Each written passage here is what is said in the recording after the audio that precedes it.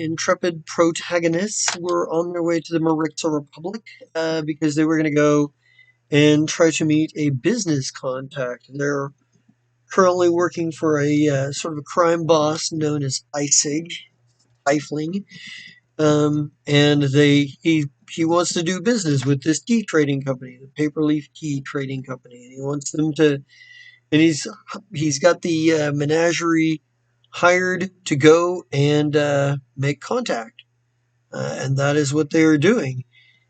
And I think what we do is we sort of open up with the Menagerie coming out of drift. Like we've got the sort of the pink, fucking pinkish purple rift in space time, and the Menagerie comes flying out of it, and you know, into space, and we get the title screen across the top, and this is the point where I'm going to drop us right in the middle of some bullshit because I want you guys to make sure to open up your handbooks to the section on starships.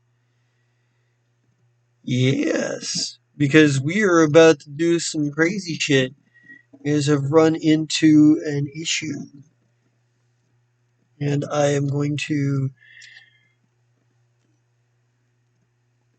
need a few things here. First of all, I'm going to need for you guys to decide where everybody is assigned on the ship, and you're probably going to need to put their names into the slots where they're going to be working on the Menagerie. So I know basically Dr. Oglehop and Crinville can both work science and magic. Crinville can also pilot or work in engineering if you need him to. I don't.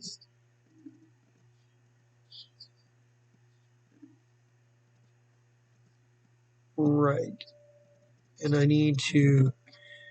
And I think. Let's see. Can Dr. Oglehop do engineering?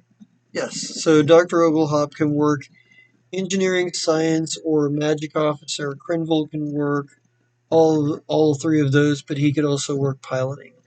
So it's just a matter of where you guys want to set yourselves up at, where you need them at. Anyone can take the role of a gunner that if they want to. If you want to put Dr. Oglehop in a gunner's position, he could do that. He's not going to be terribly great at it. By and large, you could also put Grinville in a gunner spot if you need to, but he's also not going to be as good at it as, say, well, maybe he will, because he actually took ranks in piloting, so that works out. But you can, and I'm gonna kind of, while you guys are deciding who you want where, I'm gonna explain a few things, go a little bit over Starship Combat with you guys.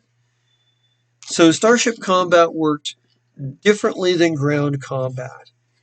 And what it is that it works in phases.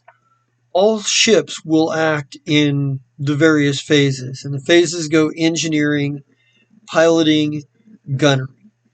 And in engineering phase, when we go through, before we hit engineering phase, the pilot of all ships involved roll a piloting check, and this determines the initiative factor. Whoever gets the highest initiative gets to take their actions last, which, sort of actually allows them to react to the opponent better, gives them a better position in the sort of a flow of things. It seems counterintuitive if you think about the way normal initiative works, but it actually works out better in space combat to go in the reverse order. That way, whoever loses, because otherwise the person losing initiative is always a step ahead, and that's not what initiative is supposed to reflect. But when you go through engineering phase, once that's determined, you go through engineering phase. All of the ships on the engineering phase essentially take their turn, all in the engineering phase, going down the line of initiative order. Of course, just like all of it, going lowest to highest, and then Once everybody is done in the engineering phase, we go to the piloting phase. And then the pilots and science officers in all of the ships will go according to initiative order. And then finally the gunnery phase, in which they all of the ships go through gunnery and what have you. Every station has a list of moves that they get each phase that they can do. And if you're sort of looking at these, each one has special things to them. Like the key thing to remember for the whoever's on engineer is they're going to be in charge of diverting the power wherever it needs to go, whether that's replenishing shields, giving more power to the engines, giving the guns a little bit more power, giving the science officer more power, the engineers, or, obviously, when there is damage to a ship's system, obviously the engineer will be doing that too. So those are the kinds of things that your engineer is going to do. Your science officer goes during the piloting phase. And it doesn't matter whether the pilot or the science officer goes first. It's up to you guys. Science officer will take and they will prioritize the calculations for various things. They run the sensors to keep real time tracking on how what you know about the enemy ship, everything from information like the basics, what type of ship it is, to what kind of armament it's got, to what kind of crew complement it's got, depending on what your role is, where its shield totals are at, um, you know, those kinds of things you can kind of tell. And you can also give soft benefits to, say, the pilot or the gunner by doing extra things. And more importantly, when that engineer gets you shield strength back, it goes automatically to your front forward shields. The science officer can redirect where the shield points go. So anytime you need to reinforce shields in one quadrant or another, you are the one that would be making the check to do that in science. Gunnery is pretty much self explanatory. You're shooting at the enemy. Piloting, that's a bit self explanatory, but there's a ton of things that the pilots can do. There's a bunch of stunts that pilots can do: backing off, barrel rolls, evading, sliding, flipping burns, flybys, turning in place. There's a lot of things that the pilot can do. Um, and then the captain, the captain is actually going to use all of his social skills, or in this case, her social skills, because they're using diplomacy, bluff, sense motive, things like that, and intimidate, to either give soft bonuses to their crew as they do things, or give debuffs to the opposing, by sending taunts out over like comms or stuff, So you can even use intimidate on your own crew to try to get more out of them. Um, it's a mechanical benefit. The captain is special because the captain can act in any phase. They can act in engineering, they can act in science and piloting, or gunnery. It's their choice. Every round, they can choose which phase they're acting in. So they can act in the engineering phase on the first round, and then the second round act in the gunnery phase, and the third round act in the piloting phase. Um, Magic Officer, they do a number of different crazy things, and if you're looking into those of you with spellcasting or ranks of mysticism, because mysticism is going to be your key ability there, there's a lot of crazy effects that the Magic Officer can do. Things like increasing the range on your weapons, to doing the magic officer's version of a scan. Basically, you're using divination magic to sort of precog what's going on the ships, on the other ship. They can also um, create magical hazes, make it harder to hit the ship. If you want to know more about the Magic Officer's actions, that's in the Character Operations Manual. And if you have access to Starship Operations Manual, there's more in there. Um, And then if you have characters that are more of a physical bent, the chief mate has different actions that can occur in different phases, much like the magic officer. So you guys have a handle on where you want to position everybody.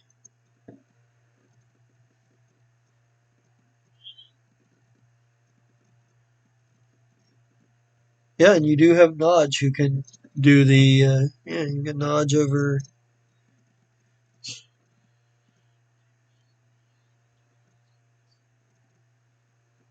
Uh,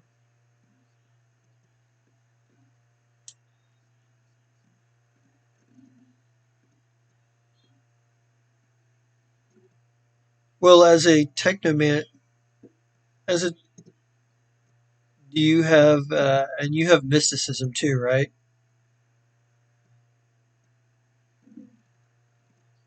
I know, but mysticism is a skill.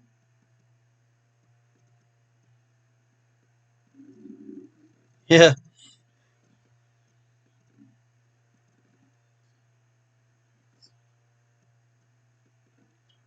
if you have ranks in mysticism,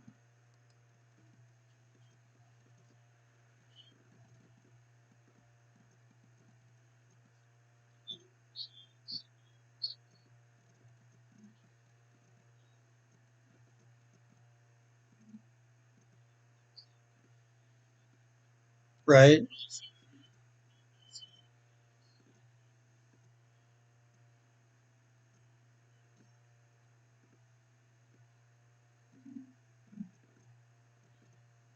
Yeah. So there's a you know, and you do have better bonuses in computers, so that does make sense. Um, and science officer is computers. So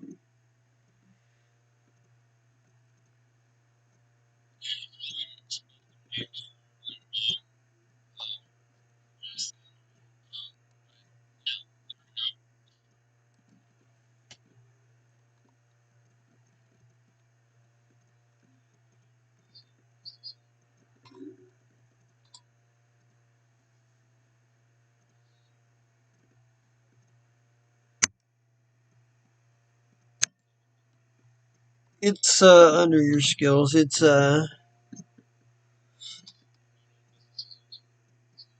yeah,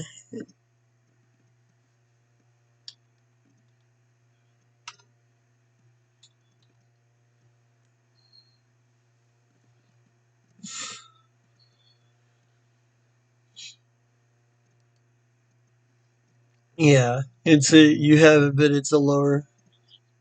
Yeah.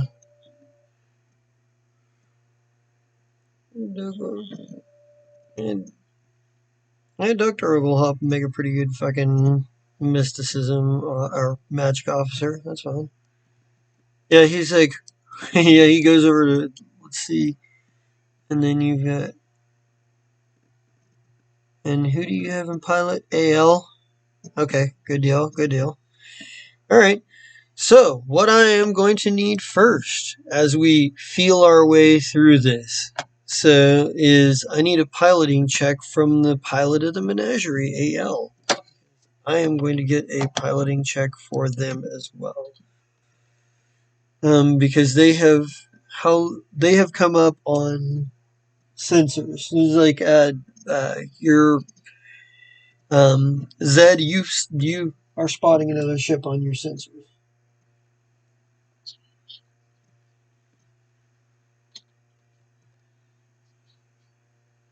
Just go into your character sheet. The way they've got it on the fucking character sheet for the ship, you have to put your icon down on the board, and then you got to click the ship, then you got to click the character, then you got to click the any target. And it's weird. They made it complicated. I don't know why, but I'm guessing that it's probably just something that's the way it had to go. So we're gonna go. The menagerie goes on 23, and you see they've got it's their pilots. Okay, so that's their pilots modifier.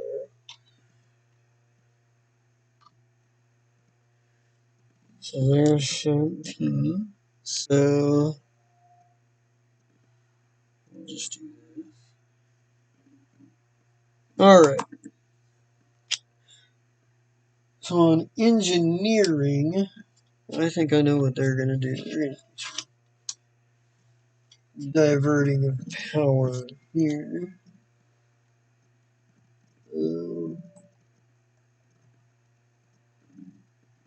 their engineer is. Oh, goddamn, this should just actually answer reason.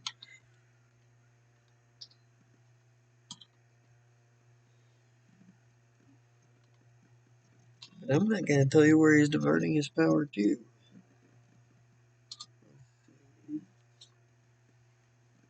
That's gonna be. Oh, that's not good enough. Alright, so you've got engineering phase for you guys. That's gonna be Crinville. And I need to get that page marked here. Change this over so I can mark that page. I don't need that was marking anymore.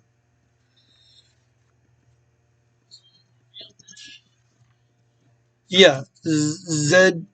Yeah, Zed, you guys came out of Drift, and immediately, Zed, you saw a ship pop up on sensor. Um, so I need. I need to go over here. This is where I need to mark. Yay! I'm on the right page. Wasn't good enough, but Crinville is going to. He'll divert. Where do you want Crenville to send power, Captain? Because, I mean, he's an NPC. He'll basically follow orders unless they're suicidal or obviously, or he has a better idea.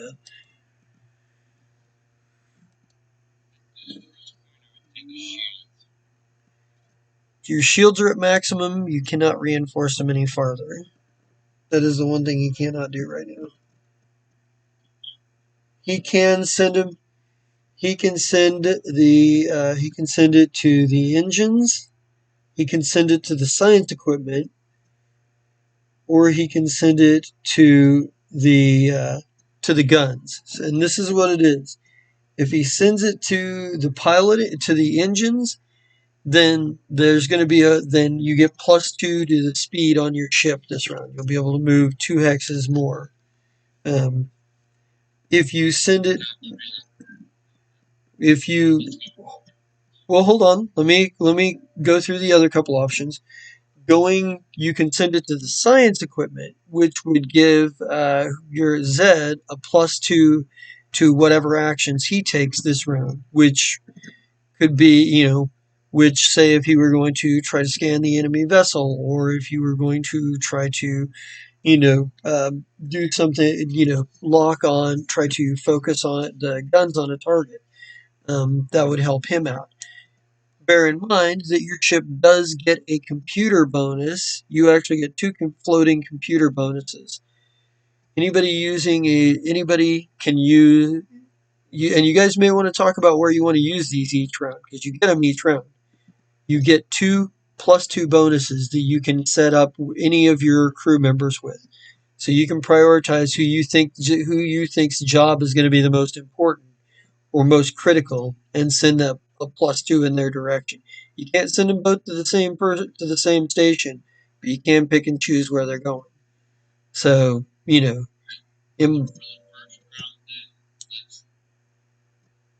and the four hold on, and the third option on your science officer stuff is that sending it to the guns, which would make it treat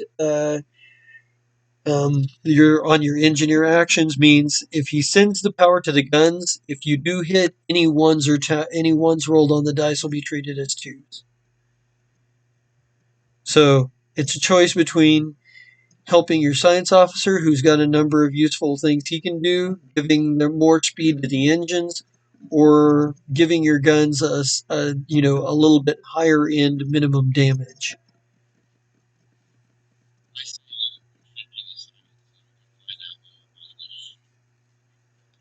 Okay, so he's going to send that to to there, and that takes us to the piloting phase because that's all the engineer actions. I'm going to move this over here. I'll have to reopen that. I'll have to move that because now when you get into starship movement, you can remove a number of hexes equal to your speed. Um, if you go to turn, if you look at your turn radius, and let me pull the menagerie back up here. If you look at, right, if you look at, exactly, so 6 hexes, if you look at your maneuverability, it says good and 1. That's how many hexes you have to go before you can turn one click on the hex. So say you wanted to be pointing in this direction rather than where you're at. You'd still have to go 1 here, and then you could turn this way, and then you'd have to go 1 more, and then you could turn 1 more, and so on and so forth.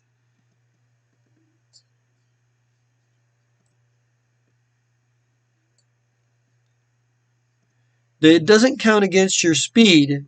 It doesn't count against your speed. You have a minimum of hexes you have to go before you can turn one facing.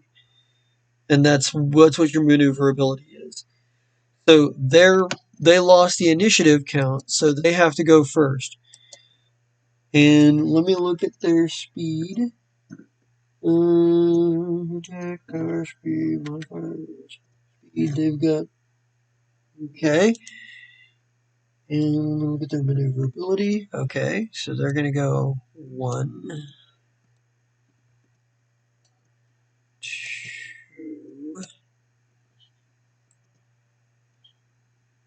What's up? What'd you say? 4.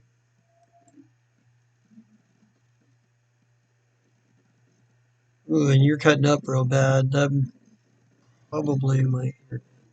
What else?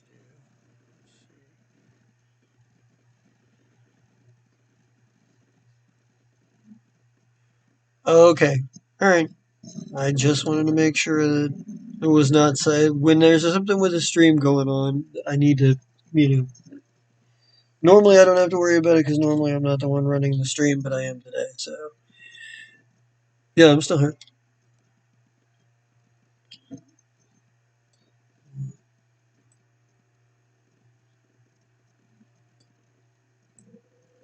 5, 6,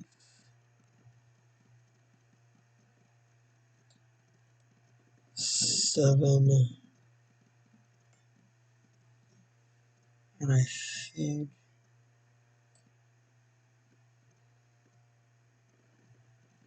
I can go up 1. Yeah.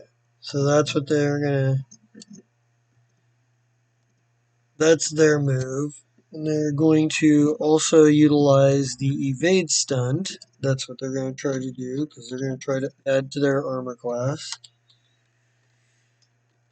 This is a thing you might want to look into if you're piloting because the stunts that you can do are pretty cool. It's going to take a bit though. So what where's his ranks in piloting? Yep, that's what I thought. 7. And yep, that's enough for him to do evade. So he's going to get a +2 bonus to their armor class. And their science officer is going to take an action. R1D27. What is he going to do? He's going to send it to. He's going to try to scan. That's what he's going to do. 1, 2, 3.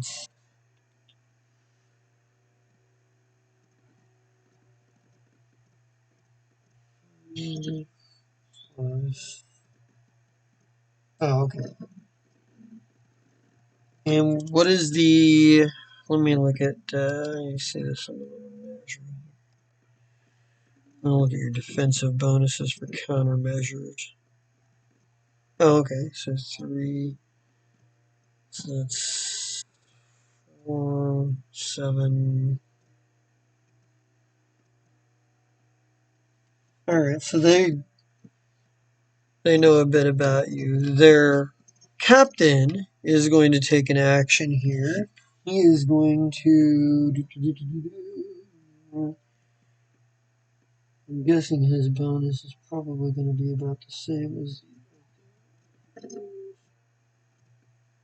Oh, oh no. This is probably the best thing he could be doing.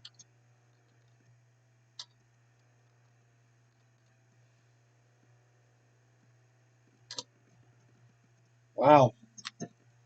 Well, that's effective. Engineer, captain, I need to look at this.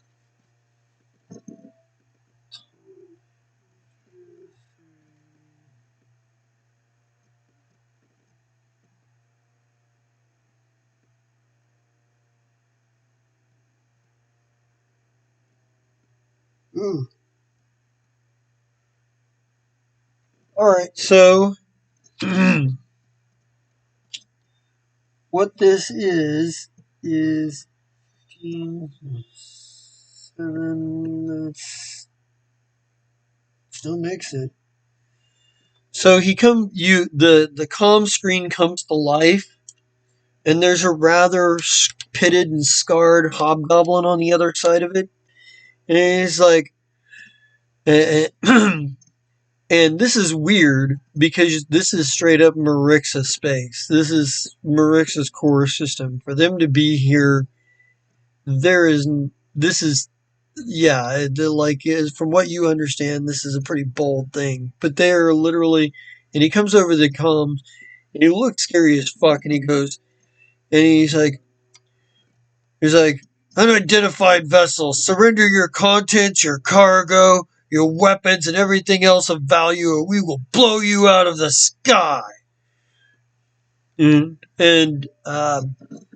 what he did was he used a taunt move, and now everybody in the piloting phase on you guys' side take a -2 for the phase because he just used a taunt on you guys. But their pilot is acted, their science officer acted, their captain is acted. It is now you guys' turn. And in any particular order you guys want to do this in, your science officer um, and your pilot, your captain, if he so chooses, and certainly your uh, magic officer has some things he can do here.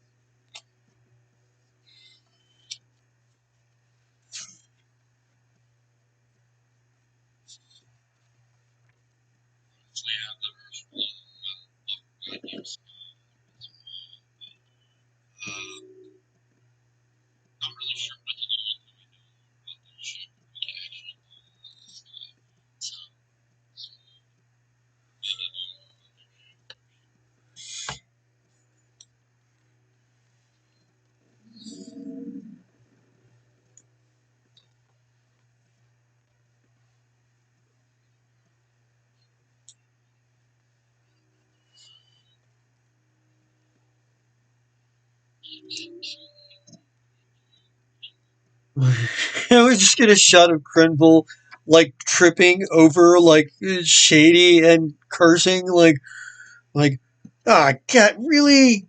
He's just kind of like as he's like running from one side of the engine room to another, like adjusting shit.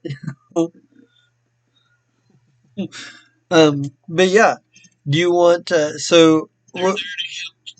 It's it sounds like you want Zed to. You're asking Zed to scan the ship before anybody else takes a move, takes action. You take a -2 because of the taunt, but you can countermand that with the +2 from the computers.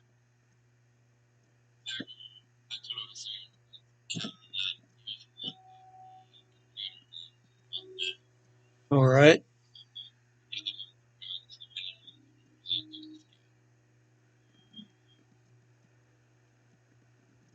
Yeah, and yep, and oh yeah, and you do get a +2 from the engineering diverting power to you as well. So you come out at a net +2 at this point. So 16, and let's see, it's gonna be +2, so that's 18. They are looking at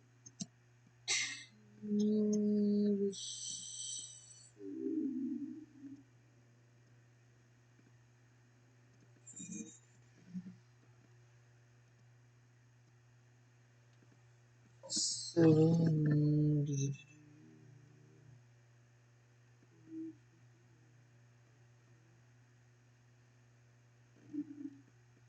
Really? Oh, I would have thought better. Oh well. That's all good. All right. So that's 7, that's 18, so 18 that's 10 more. So you get a couple of pieces of information here about this, about this ship. Um, so the first thing you get out of it is the basics. You get that what this is a sword class attack vessel. And maybe pulling it up on screen, like the ship itself, the visual on the ship, it looks like a sword flying through space backwards is kind of how it's built. Like if you were to look at it in such a way, the bridge and like the front of the ship would be the hilt of the sword, and then everything else behind. What you do learn about it is you learn the crew complement, classification, size, speed, maneuverability. It's just as maneuverable as you guys are. It's a little bit faster. It's got a speed of 8.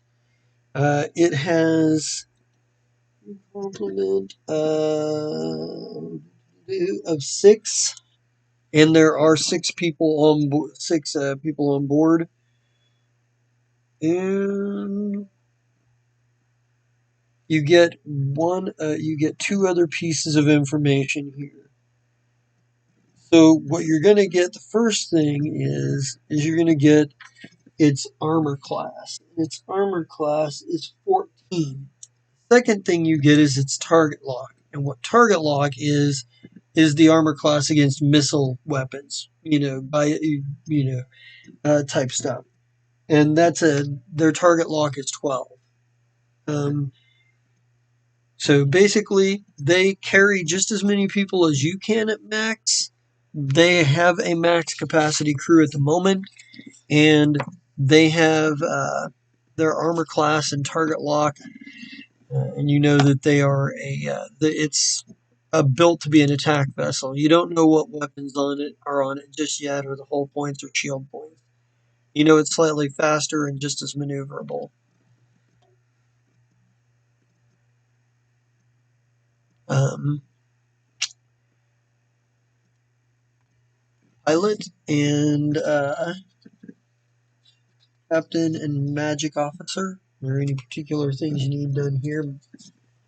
Just so you know, for the magic officer, he can scry, which is essentially the same as what he just did. Whereas he scanned, you could have him try to scry and see if he can get more information. You could also have him use Eldritch Shot, which augments a starship weapon with a burst of magic. And what it does is it lasts for only a single attack before it returns to functionality. Choose one weapon. Da da da. That weapon's range is 5 hexes longer than it would be. Or he can use Precognition, which is using Supernatural Spark of Divination. See its motion before it happens. On a mysticism check, grant the pilot a +2 bonus to piloting check at the beginning of the helm phase to determine piloting order. So you could have him extend the range on your weapons, you could have him try to scan the ship with scrying, or you could have him give AL a bonus to piloting when next time it comes time to roll for the turn order.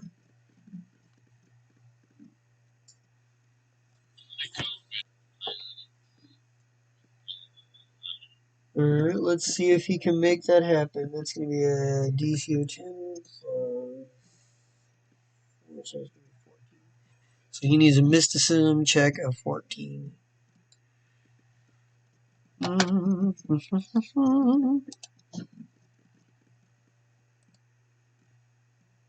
And he kills it. So, yeah. Let's see. So, yeah.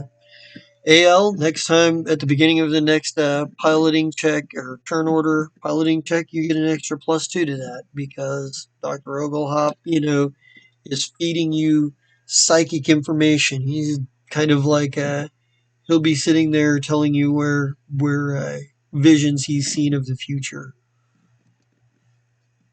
But for now, you have to determine your piloting action, and Captain Chess needs to determine if she's going to act in this phase, and if so, what she's going to do, or if she's going to wait and act in gunnery phase.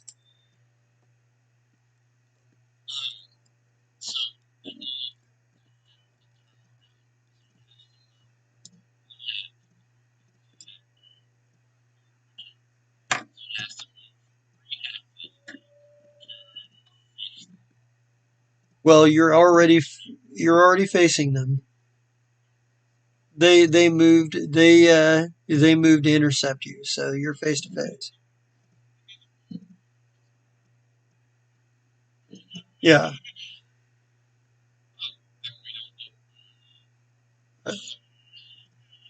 Well, here's the thing.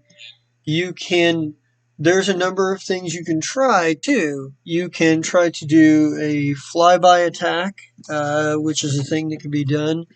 You could try to do a slide maneuver to slide out of keep the same facing but go diagonal several steps in your speed.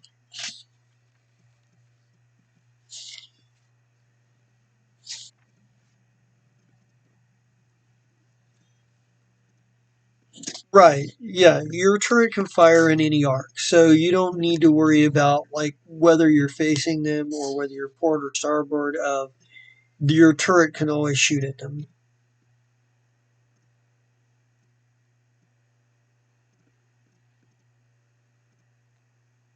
Hmm?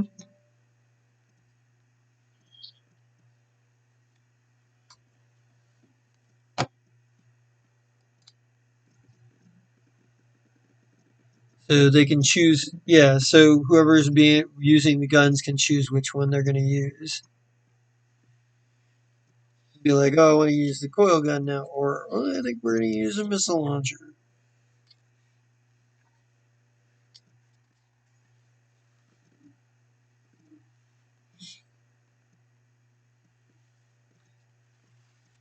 Or I was going to say, or you could just simply evade. Pretty much stay more or less where you're at and try to add to your armor class. So, I mean, flyby is a risky maneuver, but if you pull it off, it allows you to shoot at them in any quadrant rather than having to shoot.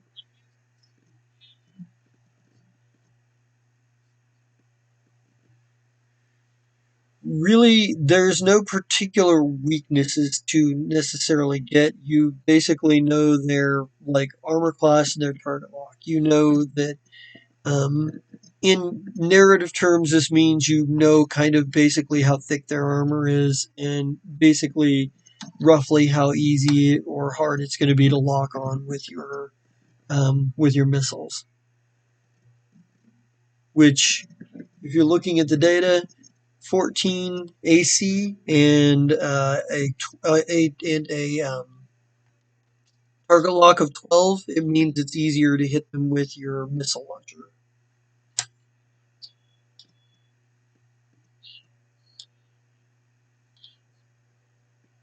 Nah, you can't tell that right from where you're from what you got right now.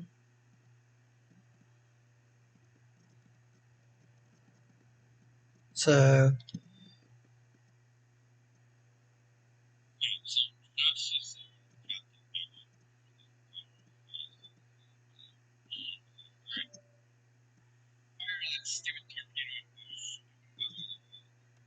would you like to, and AL, would you like to use the computer bonus to cancel out the -2 for this turn, or would you rather save that for your whoever's on guns?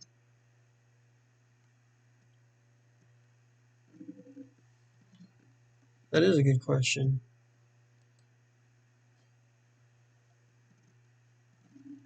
Naj is on guns, that's right. Naj is on guns.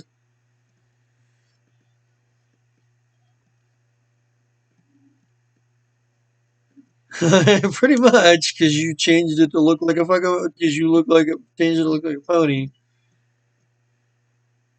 I mean, it's not like the holographic image is interacting with the computer because the program is simply doing it. The holographic is just image is just there and will interact with you if you talk to it. But it's a virtual intelligence, so it's not its conversational repertoire is fairly limited.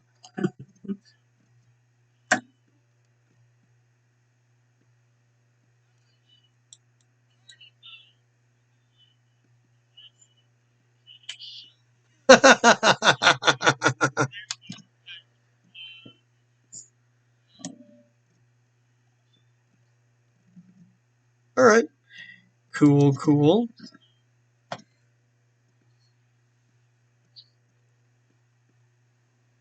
So your DC here is going to be 10 plus 1.5 times your starship's tier, so it's going to be a DC of 14. Um, so DC 14. Oh, fucking nailed it. Right on.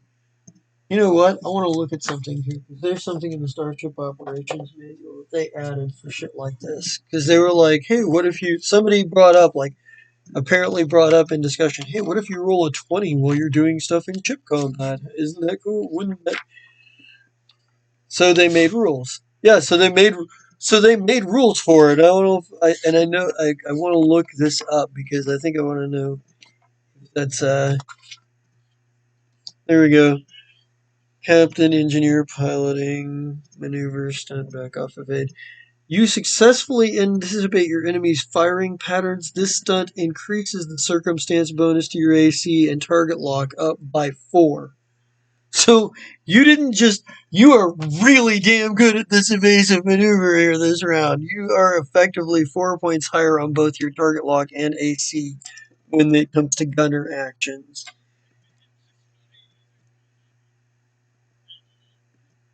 Right? That's awesome. I love it.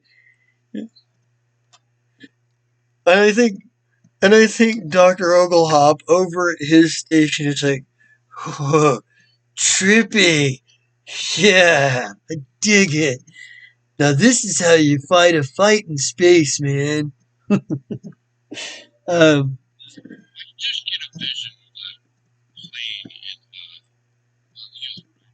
yep. Yeah.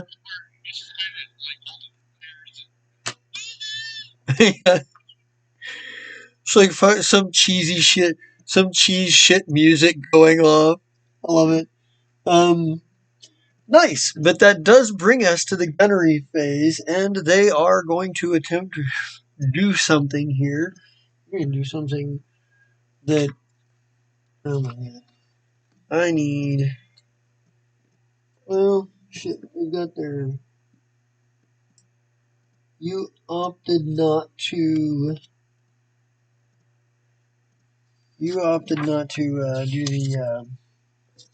the thing. So I need to look at something. Kind of want to see. Oh, there we go.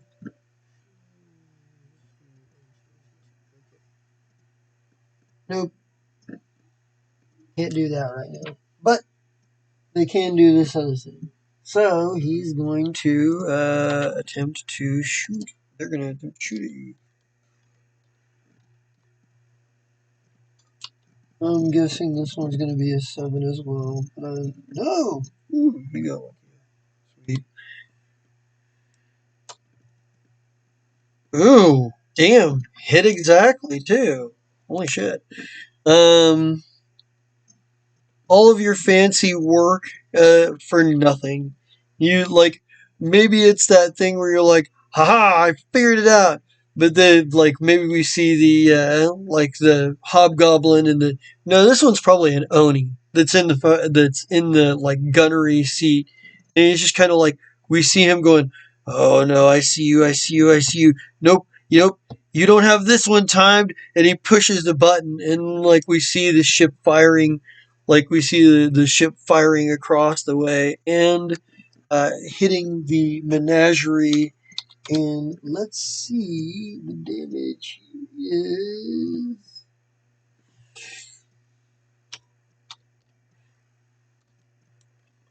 13 points to your forward shields. And how it works is the your shields will take damage until they're depleted, and then if you continue to take damage in that arc, it goes into your hull points. And change your current hull points to 55. That's not right. Let's see. There we go. But yeah, you just took a. But yeah, Zed, you're sitting at the science station, and that hit your forward shields pretty hard. Forward shields are down. What did that be like? 50%, 51% or something. So forward shields, you just like but that's their shot. Yeah,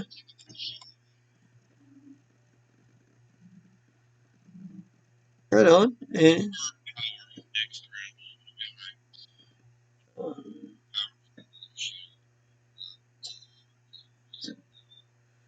so it is now you guys' turn, and you guys get to roll for Naj for gunnery, and you get to pick which gun he's using and where he's and which gun he's using, and then make the roll. Just a D20 plus 6. Okay.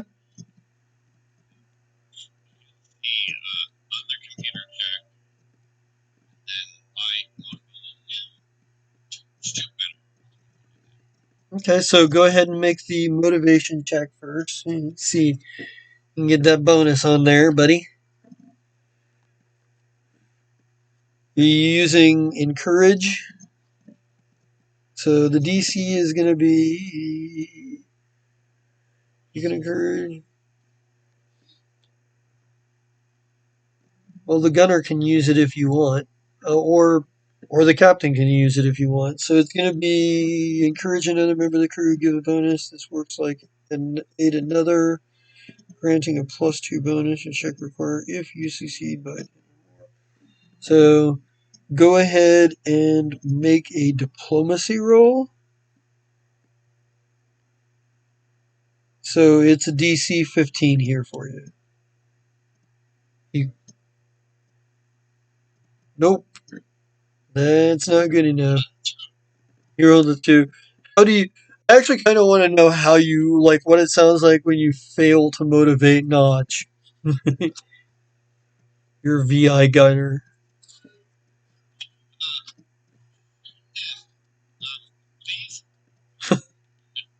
Yeah.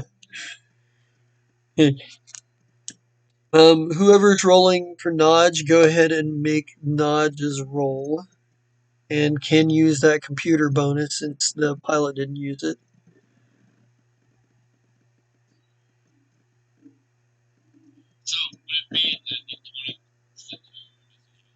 Well, it'll be a D20 plus. If you look at your notes, you have him. You have the stats for him in there.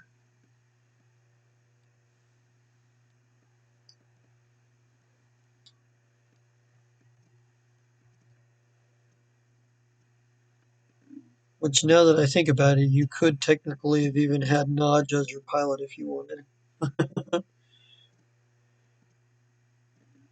Um,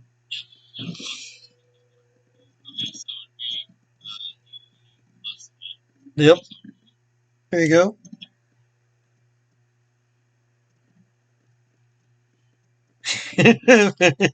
Nice. Go ahead and make that roll then. Oh, what did we do here? Oh, we went to a character sheet. Where are we there? That's the wrong place to be.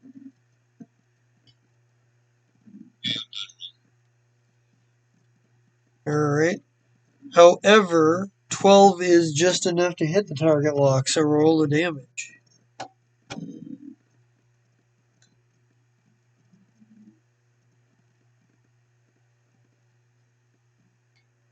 Nice. I need to make some notes here.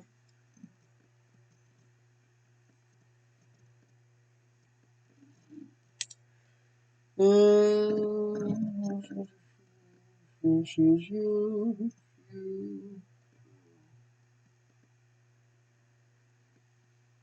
Ah, okay. So that's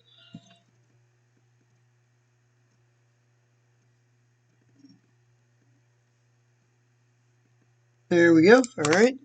Yeah, you're like maybe we get the external shot, like maybe the like nod just like just like with probably the cheeriest voice ever, because I imagine that would be the way that like that Ali programmed him.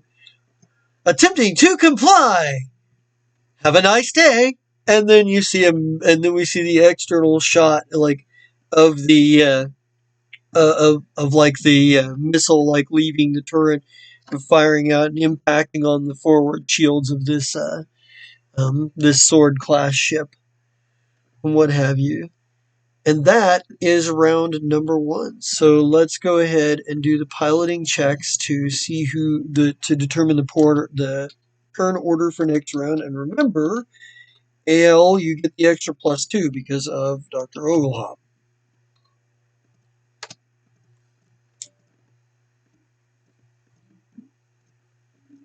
So you are still outclassing them.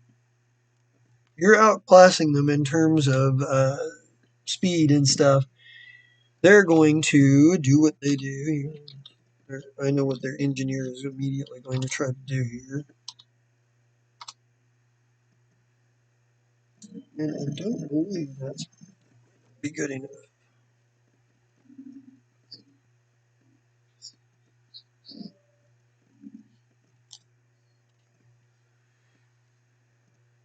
Moving is just simply changing your position. Evasive maneuvers assumes that not only are you changing it, evasive maneuvers assumes that you are adjusting with like your thruster, with like your maneuvering thrusters to dodge out of the way of things. Moving is just taking you from point A to point B. One is purely a movement thing, and the other one is a defensive action.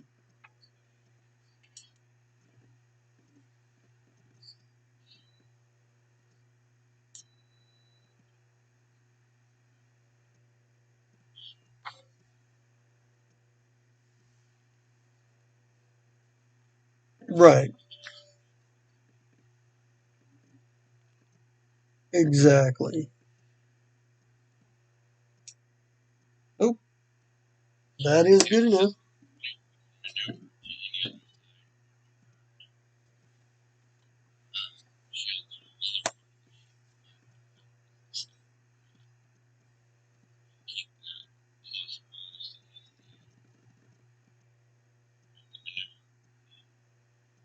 Okay.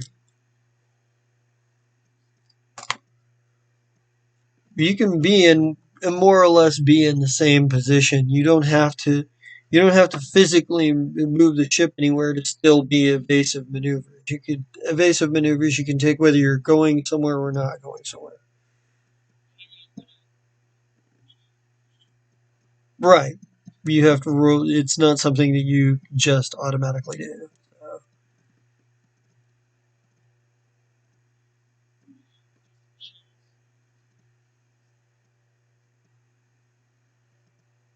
In theory, I mean, the science officer has. It's one of the science officer's options because he could give a net bonus to.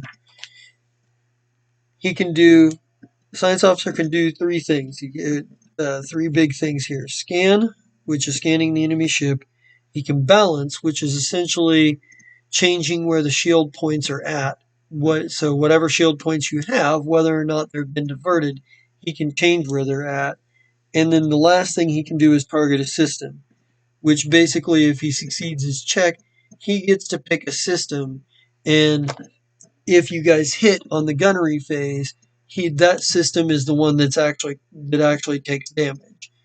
So he could, and additionally, it also increases your critical hit chance from just a 20 to a 19 and a 20 natural on the dice.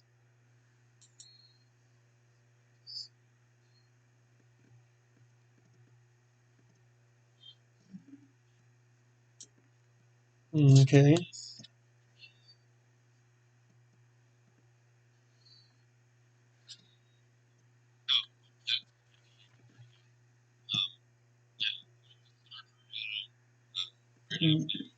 But But don't do that just yet because we just determined the order. Right now, what I need from you guys, because I just did their engineering phase, is the engineering phase from you guys, which you have Crenville there, and I'm going to.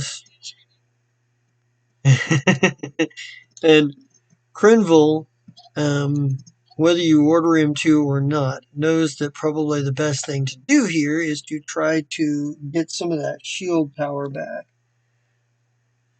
So whatever you order him to do, that's probably what he's going to do. If you order him to do something different, he'll probably just tell you. We can have that scene if you want. It's just a matter of do you think you would have a. Well, let's see, he's got to do a DC 13.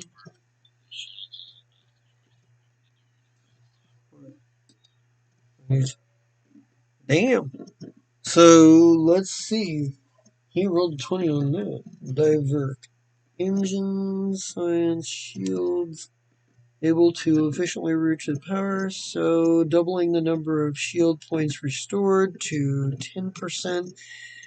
So, yeah, he completely restores your shields.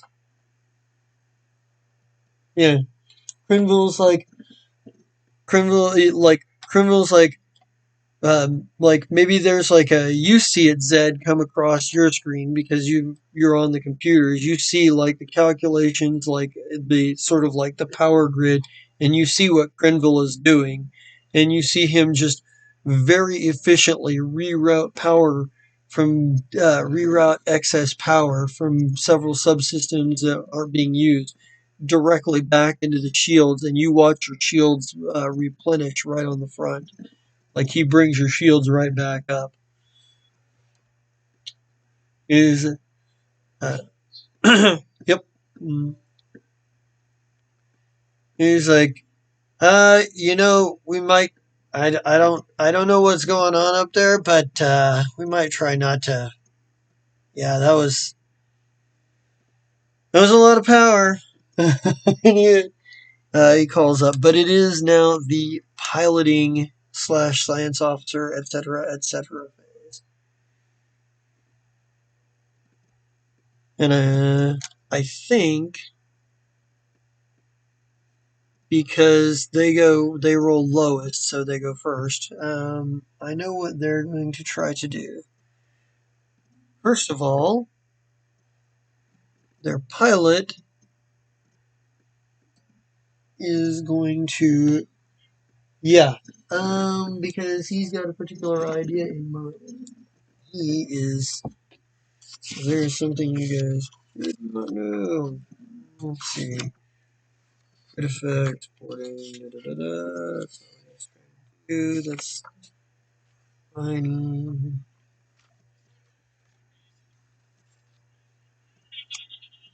Yeah, boarding. Let's see. You're getting, yeah, you just, you're kind of getting boarded. That's all. That's fine. It's fine. You'll be fine.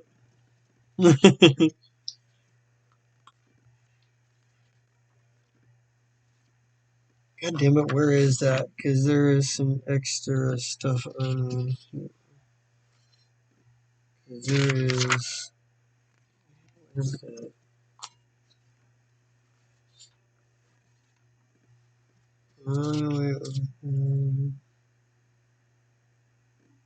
Hmm.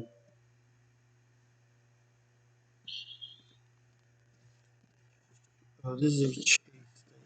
This is not what I'm looking for, I don't believe. Maybe? No.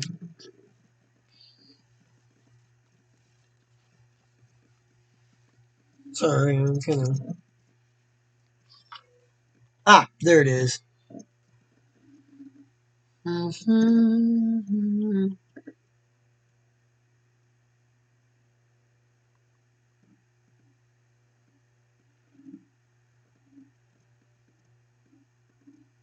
Ooh, damn. Okay. All right. So that's gonna be a PC 17. Hmm.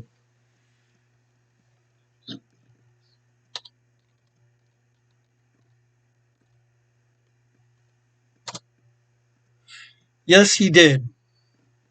Yes, he did. All of a sudden, maybe it's just maybe you're like looking at it on screen, and you see him do the unexpected, and just right forward at you. And let's see.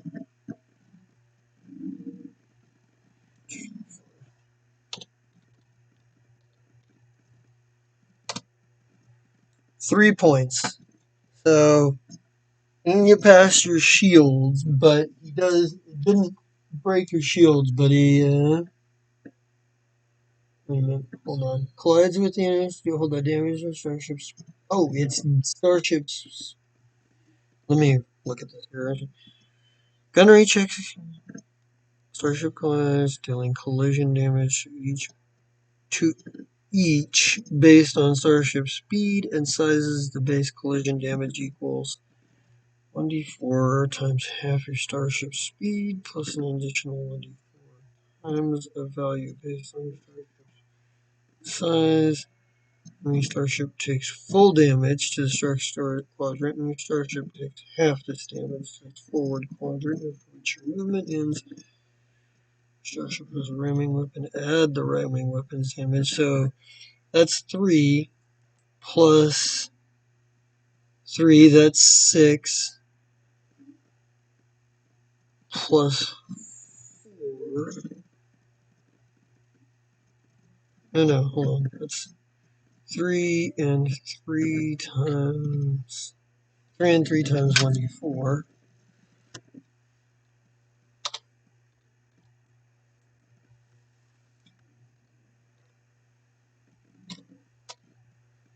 So that brings it up to 6.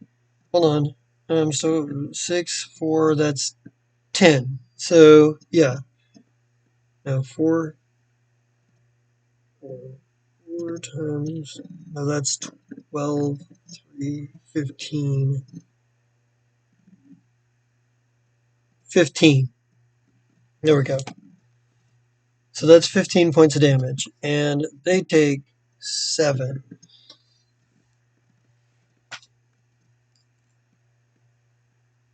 Um, let's do some.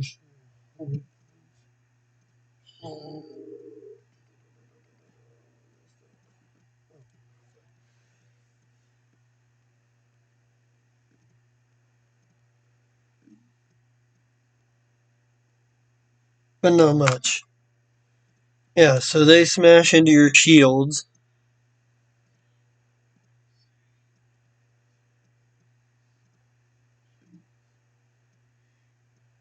Pretty much.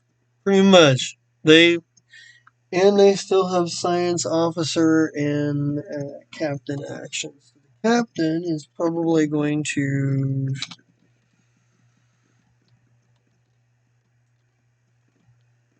He's going to try to.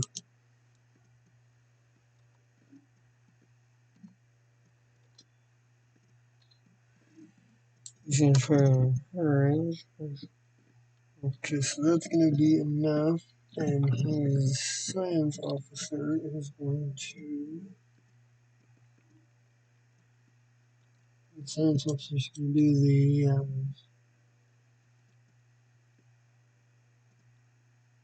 Yep, he's going to try to see. Yes,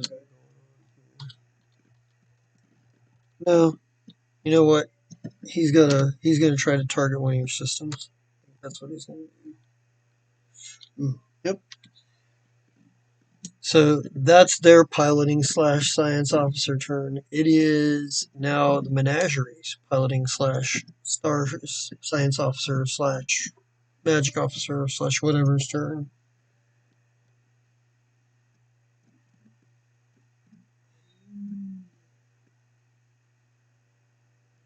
I've been doing it wrong. He acts in the engineering phase. Oops.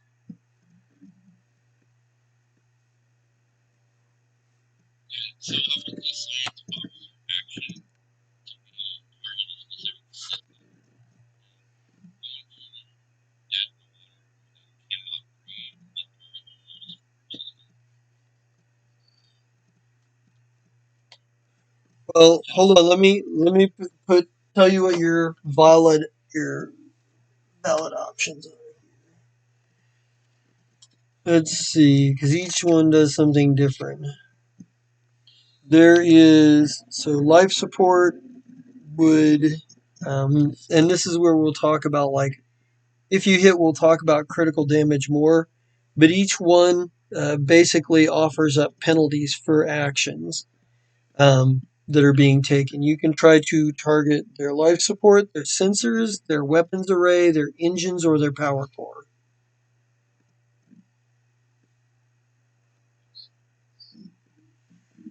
Now, life support's not going to leave them unable to breathe. It's because it doesn't wreck it that far, but it will give them penalties.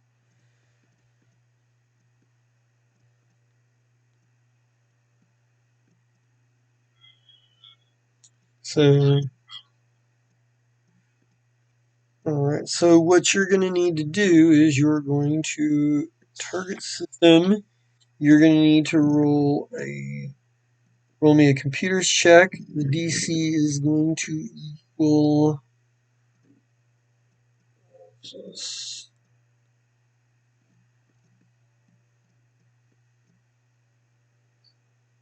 Yeah, so it's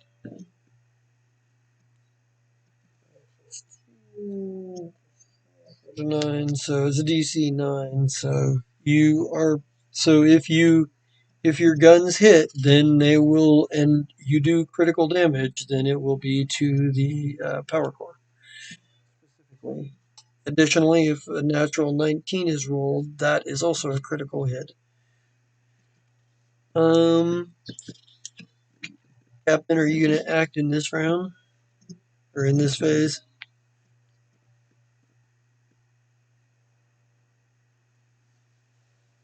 Yay, nay, or are you going to wait?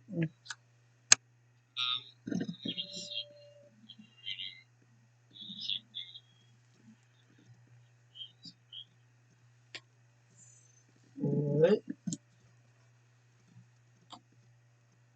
So you're gonna encourage Notch. That's what you're gonna do. Okay. See something.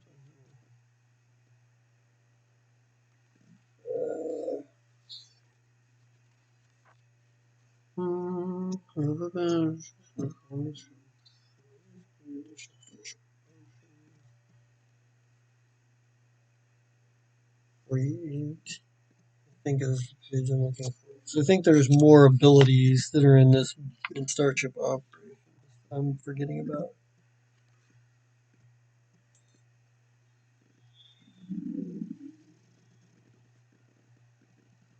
You do not. You do not. You haven't been able to scan hard enough to know what their weapons even are, let alone where they're at.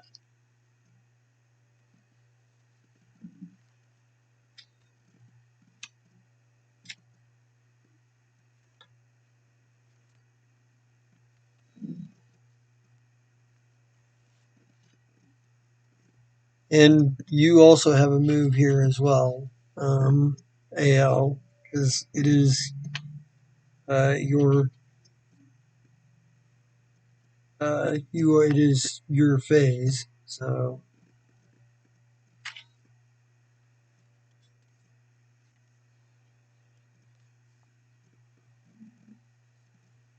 yeah, yes you can.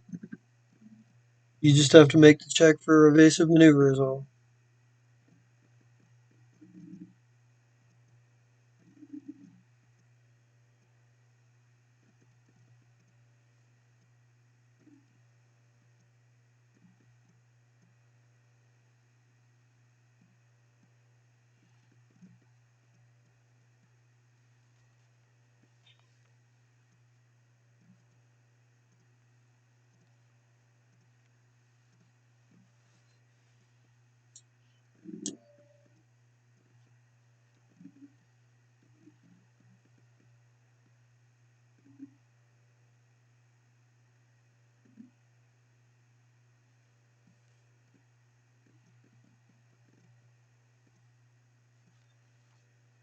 Yeah, I heard you were wanting to move and take evasive action. I mean,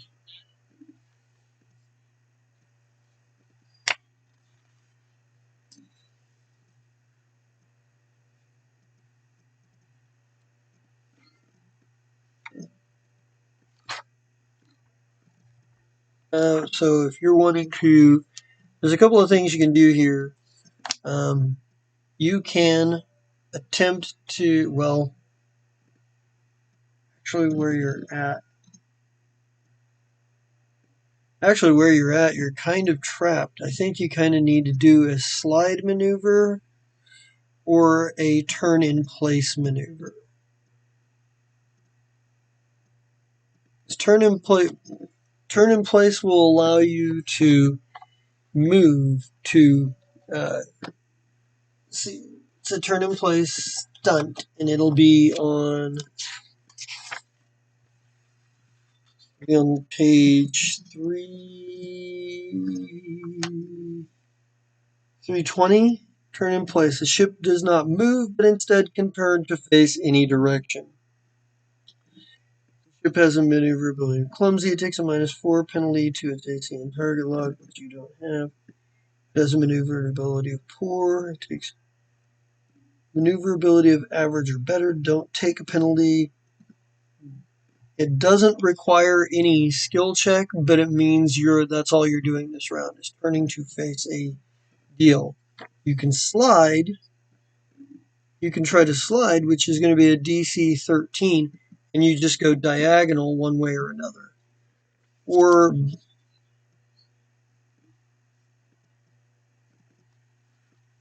and you could also, yeah, you can't do any of these with evasive maneuver. Or you can do back off, which is DC 13 as well.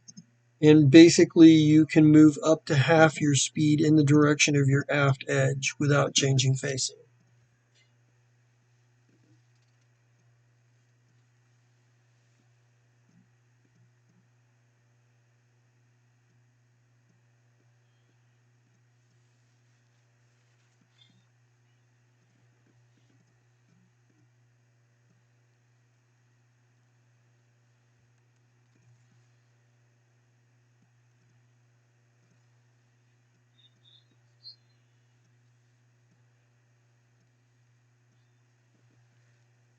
Well, if you want to talk about specifically how much damage they did, the ramming, when they rammed you, it caused 15 points of damage. When they shot you, it did 13. Now, that's not to say that one is necessarily going to do more damage than the other, because you just don't know that yet. But that's what you're looking at in terms of what you've seen so far.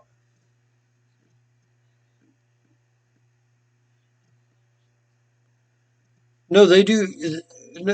No, they do damage to themselves. They just don't do near as much as they do to you.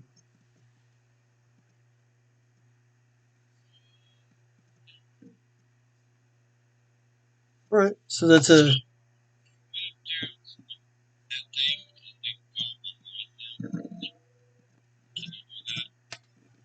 no.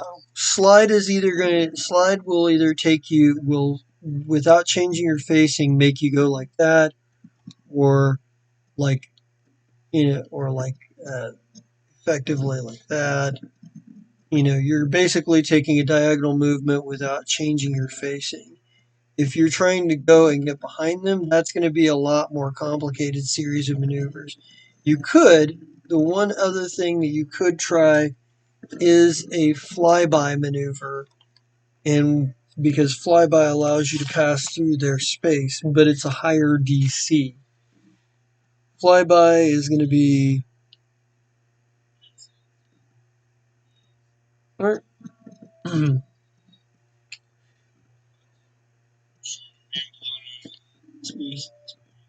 Well, your your DC is going to be 15 plus 1.5 times the ship's plus 1.5 times the tier of the enemy starship. You do not know the tier of the star. Actually, you know what? Because it does tell you the classification and stuff like that. Attack class vessels are would be essentially tier two vehicles. Would be tier two ships.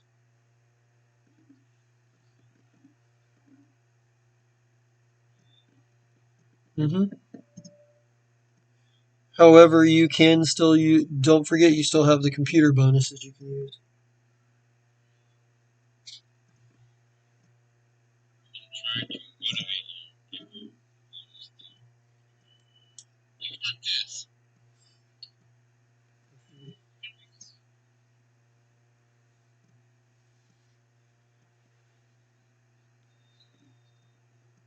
So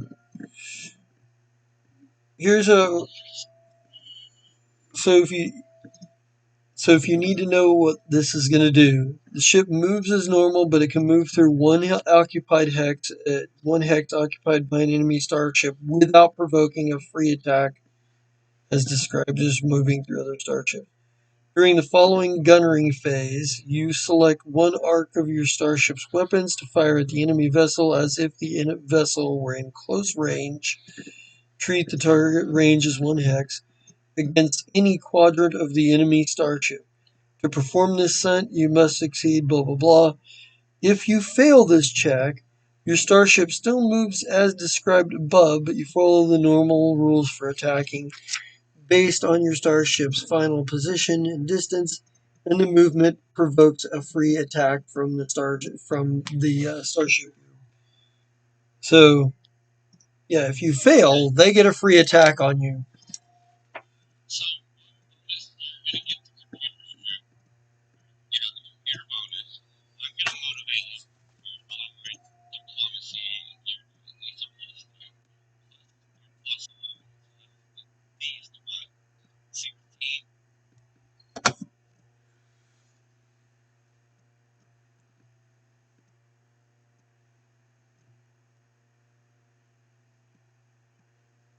Yeah, we'll get the help roll first. Ooh. And that is a that's a critical on that. So let me. These are rolling a lot of 20s on these. So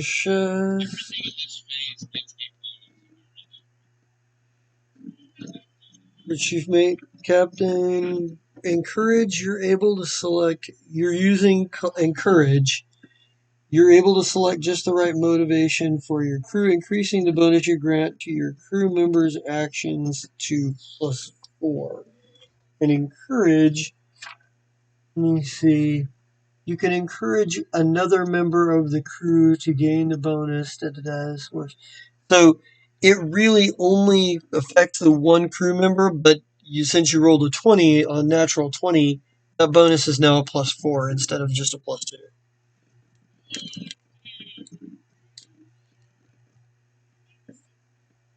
So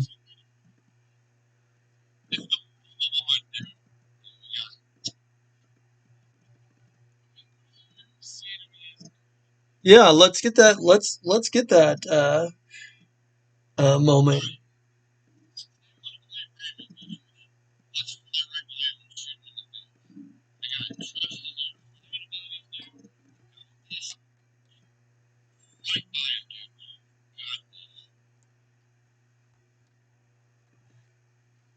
Nice.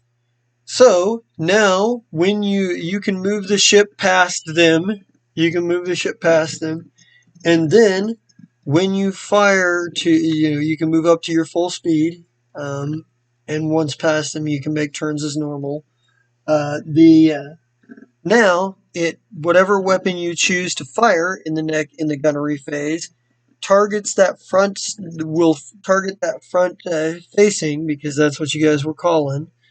Um, is will target the front end regardless of the position we've ended up in, and it counts as coming at close range. Most of your weapons are long range, so it really doesn't make a difference. I mean, as long as you're not farther out than the amount of distance your missiles can hit it, then the missiles hit it in the same round. So, um, are you just going to pop up on that side? You're not going to go any farther? Yeah. So you've got 7 more spaces of movement. Yeah. And now 6.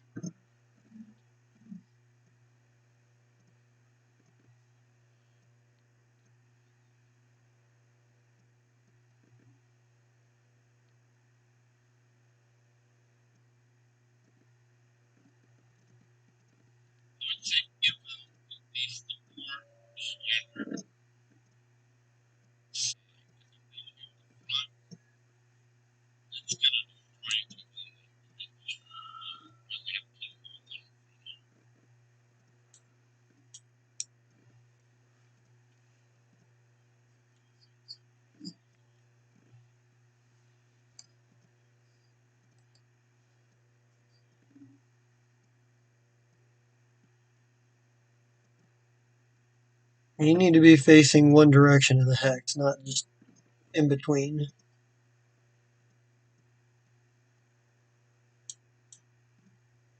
There you go. All right.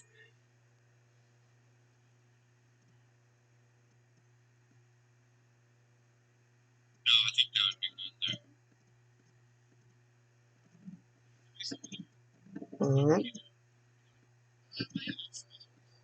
Okay. All right. That puts us into, I believe that puts us into the gunnery phase. And they're going to fire at you again.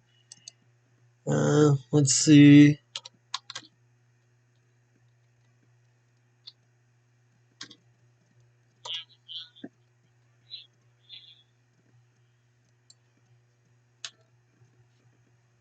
Does does 16 hit your armor class?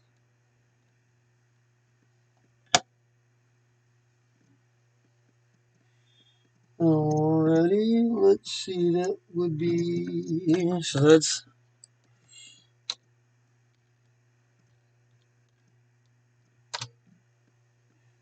10, and that's to what would it be?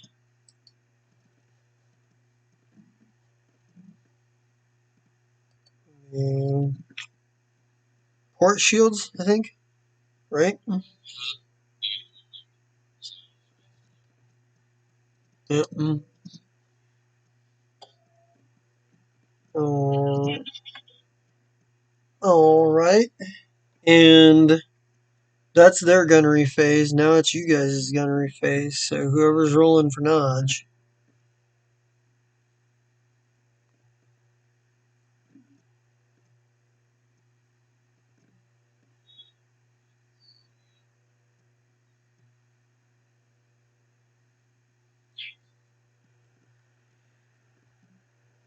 Nice! Nice! You got the core and you got the damage on that. So how crit damage works in Starfinder is that instead of making one dice roll and doubling it, you just roll double the amount of dice. So go ahead and roll your damage on that.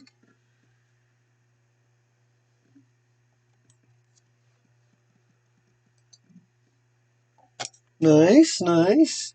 And that's going to be 17.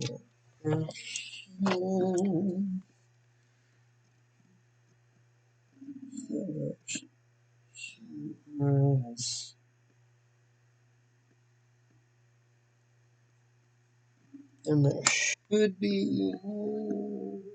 Nope, nope, it's not. So it's just the one.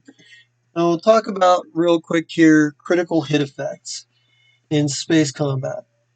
When you critical hit a particular system, it's got three stages. There's glitching, malfunctioning, and wrecked. Um, the first time you damage a system, it's just glitching. Then it goes to malfunctioning, and then it goes to wrecked. The penalties for actions that utilize these systems get progressively bigger and bigger. Um, in this case, you hit the power core, so the and that means the power core is glitching, and the glitching power core means that their all crew actions involving the system, let's see, which would be will take a -2 penalty. And for the power core, the condition applies to all engineering actions except hold it together and patch. And then a malfunctioning or wrecked power core affects other crew members' actions too. But right now, um, he'll take a penalty he'll take a -2 penalty. Their engineer will take a -2 penalty to anything that doesn't involve taking care of patching up that system, the power core. You've pretty much forced him to have to deal with the power core instead of replenishing shields. Um, which is a very good hit. And maybe it looks like Nodge, like the fucking holographic pony is just kind of sitting there, maybe like fucking, maybe the holographic image is somewhat clipped through the console or whatever, and he's just kind of sitting there with this big cheesy shit-eating grin on his face. Um, and we see like the missile like fly out. We see the outside shot, the external of the menagerie, and the missile like leaves the turret and goes flying and zeroes in like really hard and fucking smashes. Wait a minute, you guys did that to the front end. That is enough to do. That's not the aft. That's because you guys did the flyby. So that means and that does their second. The other thing is here, and this is relevant now because I just realized you did the flyby, so it hits the front end. When you roll one that you haven't targeted, it glitches a different system. Additionally, your system has what's called a critical threshold. Anytime your hull takes more than a certain amount of points of damage, you get a critical hit effect on one of your systems. You passed that threshold with them, which means, damn, now the power core and the engines are glitching.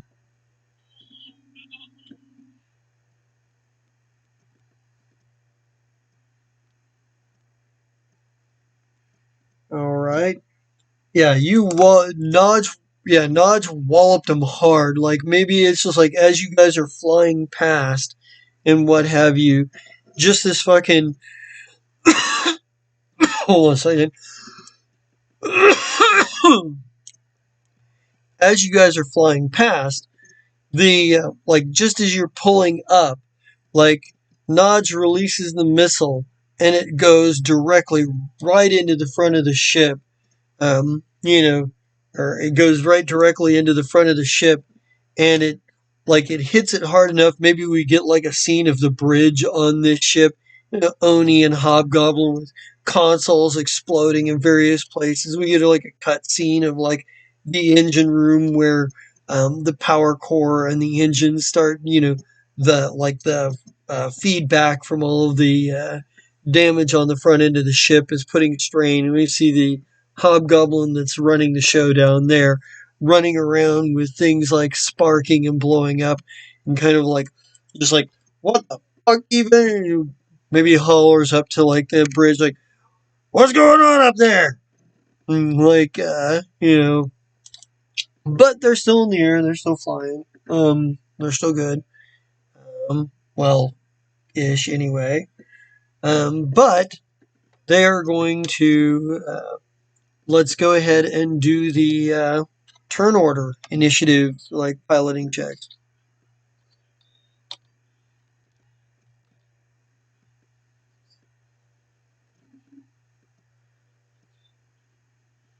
So that means that you got the critical hit for the 19 for rolling the natural 19, and then scored another critical because since you were firing at the front end of the ship with your flyby, you scored enough damage to their hull that it caused enough damage to score another critical hit. I rolled the percentage, and it's the engine. So you guys you intended to damage the power core, and you did, but you also managed to damage the engine. What that means is that engineer. So the engineer now takes a -2 penalty to the patch and the hold it together actions, and a -4 to every other action he takes. So their engineer is really going to have to put to the test here to be able to stay in the fight for this one. Um, but their captain has not ordered a retreat just yet. So go ahead and roll me a piloting check to see where we're at on turn order. AL has been one step ahead of them every time. So for their engineering phase, pretty obvious what their engineer has to do here. He's going to try to fix first the engines.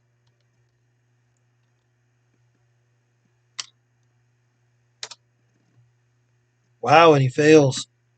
And it's you guys' engineering turn, which is Crenville and Dr. Oglehop. And Crenville is like, you guys mind not like getting the shield capacitors blown out? You have any idea how many fuses I'm gonna have and relays I'm gonna have to replace after this?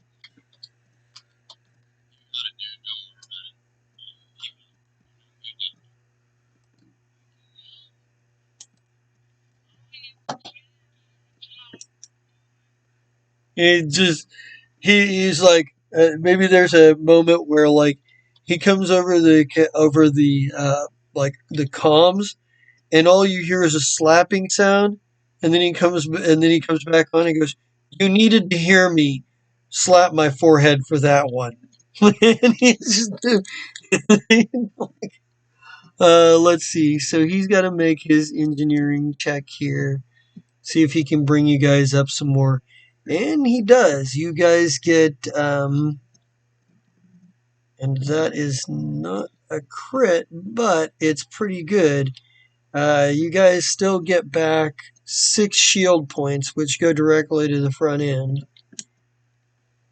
Um, and Dr. Oglehop, having apparently spaced the fuck out last round, because since I forgot his actions seemed to all be on engineering, which I didn't realize, he's gonna do stuff now. And I think what he's gonna do, uh, he's gonna attempt to, he's gonna try to see what's going on their ship. He's like, whoa, I bet they're freaking out over there. Hold on, I gotta see this shit. So, I know, right? Dr. Oglehop. Don't ask me why all of my goblin characters are this goddamn weird, but they are.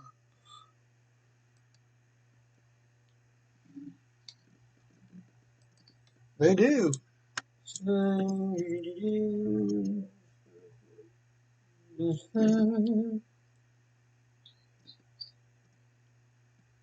Yeah, he's actually probably like right beside, he's probably standing over like by, he's probably standing over by like Zed, and he's probably just looking at the stains on like the deck plates, and he's like, look, man, he says, I can tell what he sits down in front of them, in front of it, pulls out like pulls out his pipe, lights it, stares at the stains on the deck plates for a minute, and he's like, so you see, he got a number of things here. He got a couple of things out of it. He got everything you got, but this time he got a different piece of information. You already know what the target lock and AC are. So, what are the other pieces of information he can find out?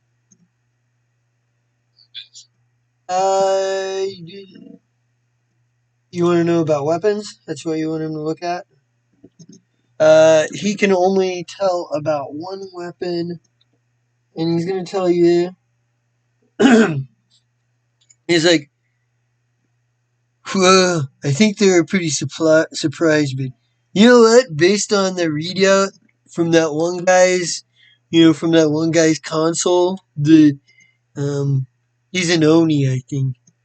Like, what's up with Onis? But anyway, like, it's weird, man. Their turret has the same kind of gun that we got. Like, not the launcher, not the missiles, but the other gun. Like, we got the same kind of gun he's got.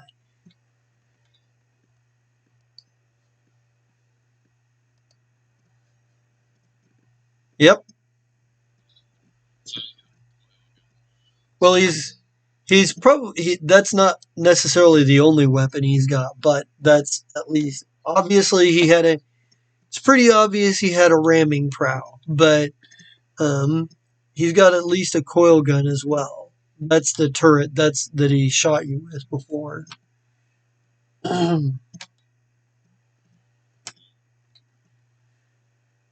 So,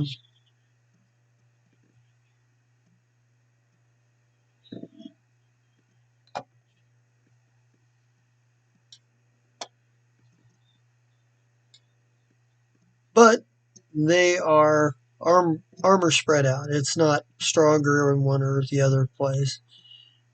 Um, and we are to. So that's them. That's you, and we're science and piloting. Their see, their science officer is going to. He'll try to target system. He's going to try to target system.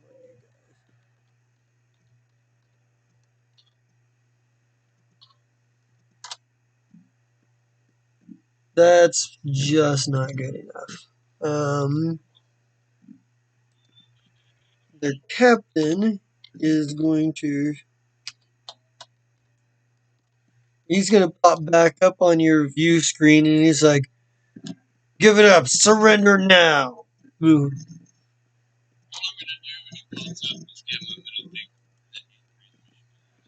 Well, no, apparently he didn't. Well, I don't think he made. and he didn't make his check anyway. So yeah, your reactions are 100% appropriate. Like was he kidding? What are you talking about?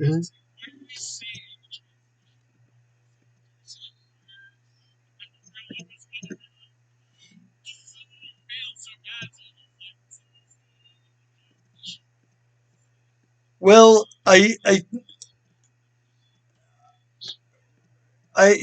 like, yeah, he's like, you will surrender now, and maybe like and maybe like the guy at maybe the guy at the science console, like, um, like he like maybe the guy at the science console is like over there like sweating bullets, um, and then like the shot that he had on his face, tied on his face, like pulls out and it pulls out to where you can see that like he's trying that like you can see that there's a few sparks here and there, and maybe he doesn't turn the communication off quite fast enough.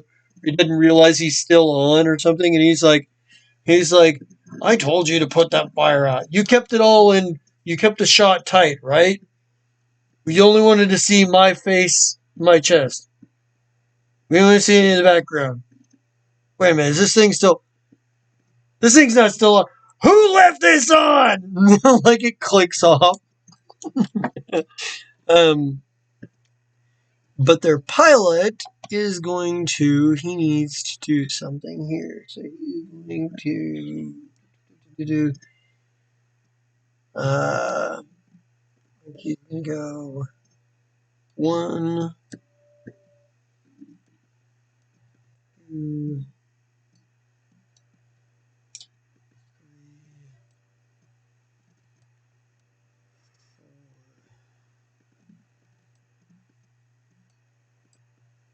5, 6, 7,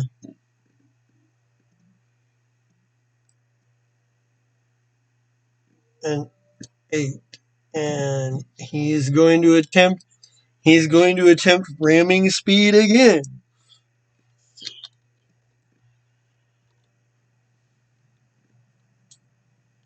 Oh my gosh. Nope. Front side, he turned around.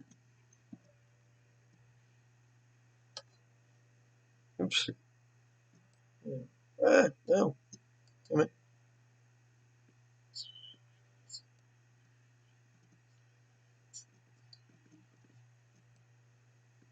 They're ramming you with the front.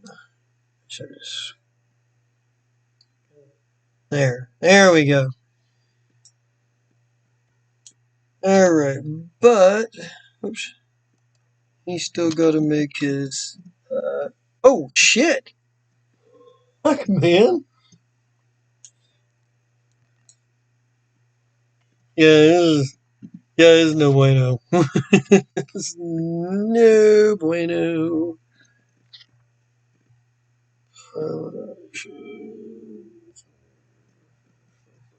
Flight ramming speed. Fly your ship faster. Gain the plus 2. Gun reject or ram the target. Some damage. Just equal to this. So that's right there. Plus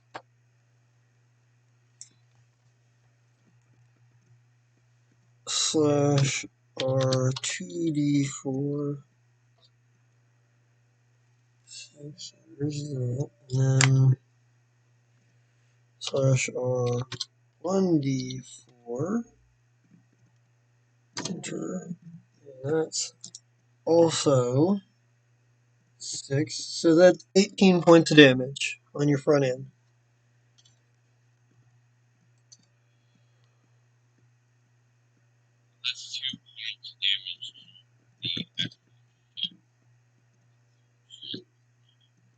Alright.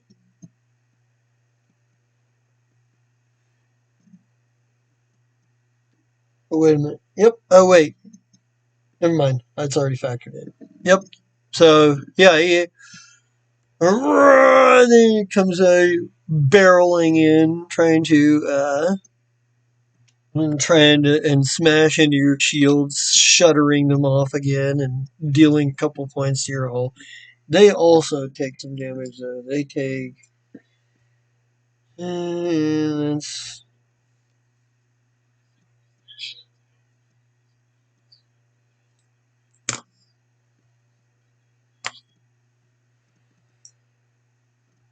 so. Yeah, they did some damage to themselves. But the real dangerous thing about this here is the fact that their gunner can still fire at you. He didn't last time, but he can still do that. However, all of their all of their piloting science officer actions are done. It's you guys' turn. The Menagerie.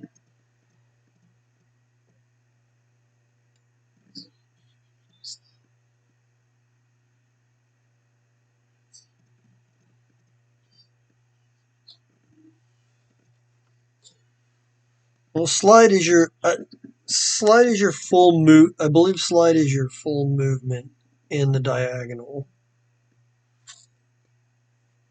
We'll double check that to make sure. That is a good question.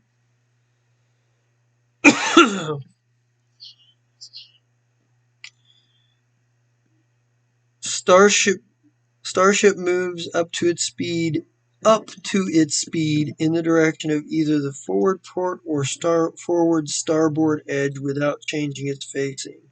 To perform this stunt, you must succeed at a piloting check DC. For you, it'd be 13. Or no, 14? Yeah, 14.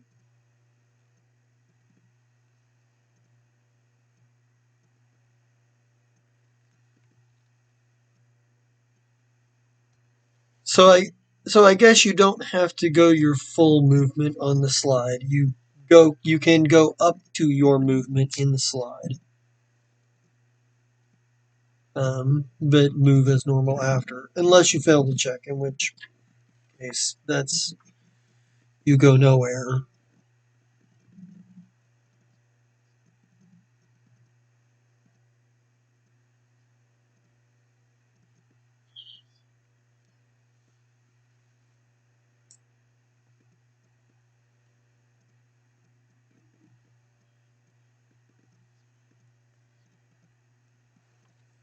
So,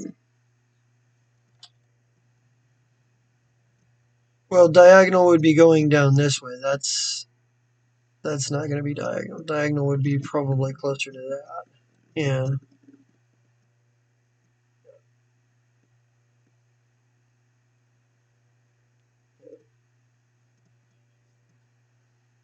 So, there you go. And that's go ahead and give me your piloting check to make sure you get it, because that's a DC 14, and you make it. You're like, eh. You could have claimed the computer's bonus too. You don't need to, but you could have. Um, Zed, what are you doing here this round or in this phase?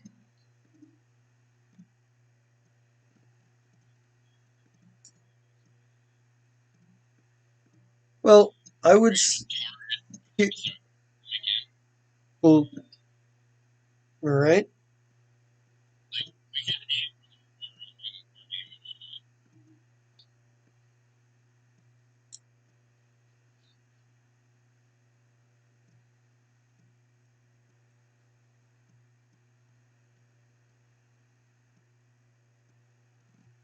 right on.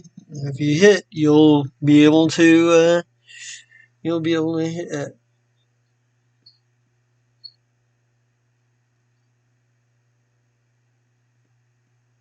Yeah, if you guys hit this round. Mm-hmm.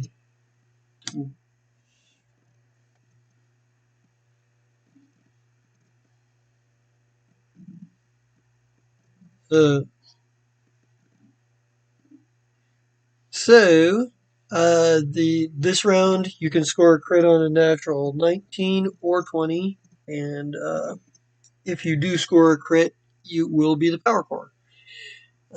But Captain Chess, are you taking any actions this round or this phase, or are you going to wait until Menagerie?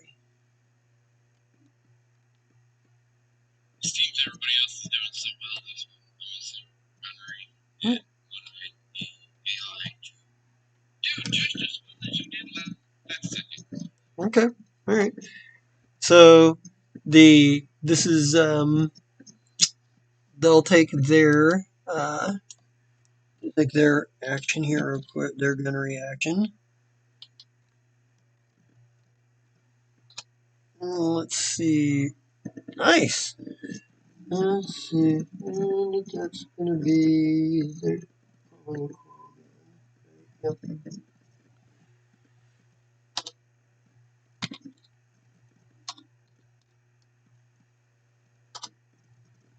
That's 11 points to your starboard.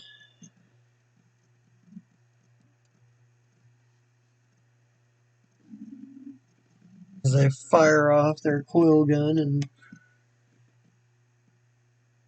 we see it. We see them firing that off as you guys are flying around, maneuvering on each other.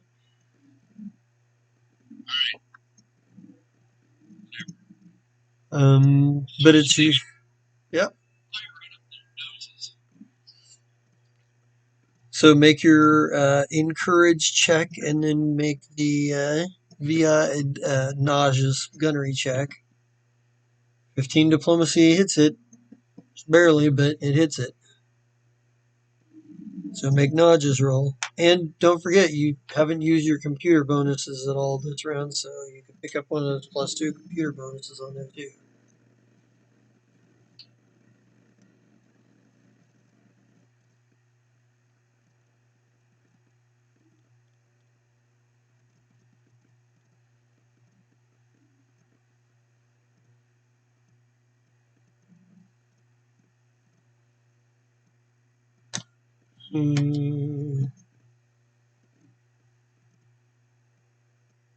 Try re-rolling that again.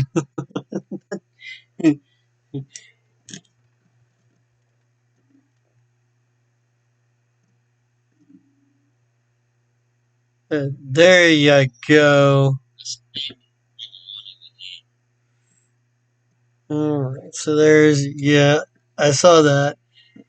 24 is good enough to hit. Roll damage.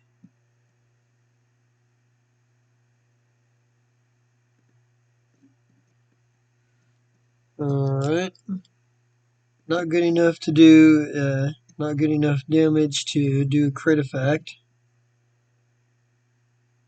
Alright. Let's see. Alright. And I think this is probably about the time as you guys are like shooting and firing back and forth at each other. You start seeing, you see some other vessels approaching. And you get a hail. Um, that you get a hail.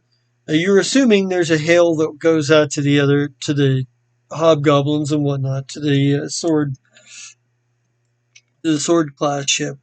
To you guys, the hail comes through, and there is there's basically a guy that is, in a military dress uniform. He's very clearly like Marixa Republic Navy. And you're picking up 2 or 3 ships on inbound. The hail you get is like unidentified ship. Hold your current position. We'll handle we'll finish it. We'll take care of this.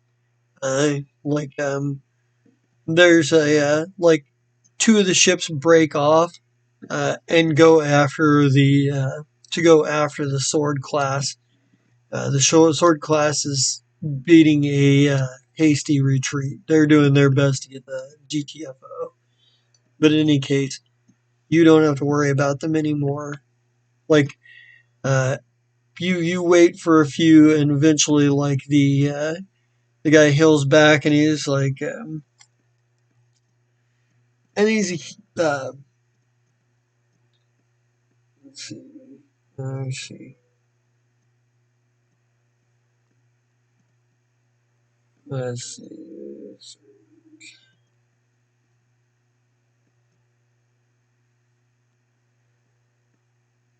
My name is Sergeant Varick. He's like, Marixa Navy. He's like, we're gonna, says, sorry you had such a, let's just say, unpleasant experience upon visiting to your visit here. They've been getting bolder to get around authority. This haven't been this far deep in a while. Not sure what could have brought them this far. They're usually not concerned. They usually don't try to push us hard. In any case, uh, if you'll follow me, I'll escort you to Marixa, and you can where you can refuel, resupply, and take care of any damage you might have sustained.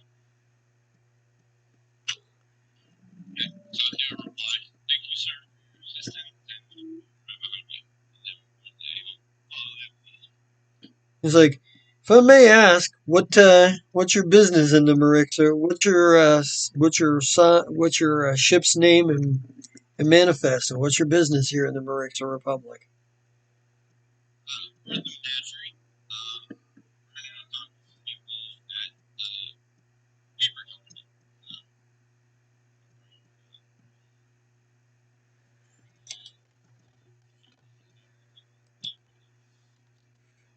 You guys are gonna have to put this in your notes.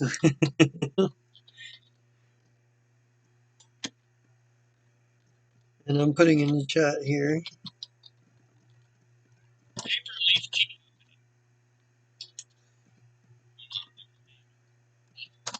Yeah, yeah, the Paperleaf Tea Trading Company.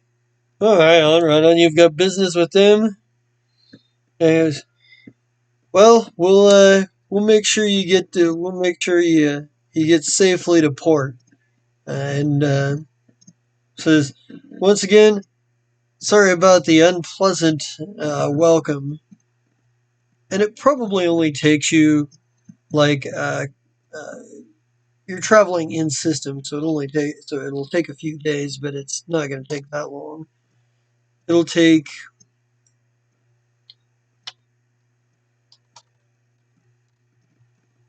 it's going to take 7 days. Yeah.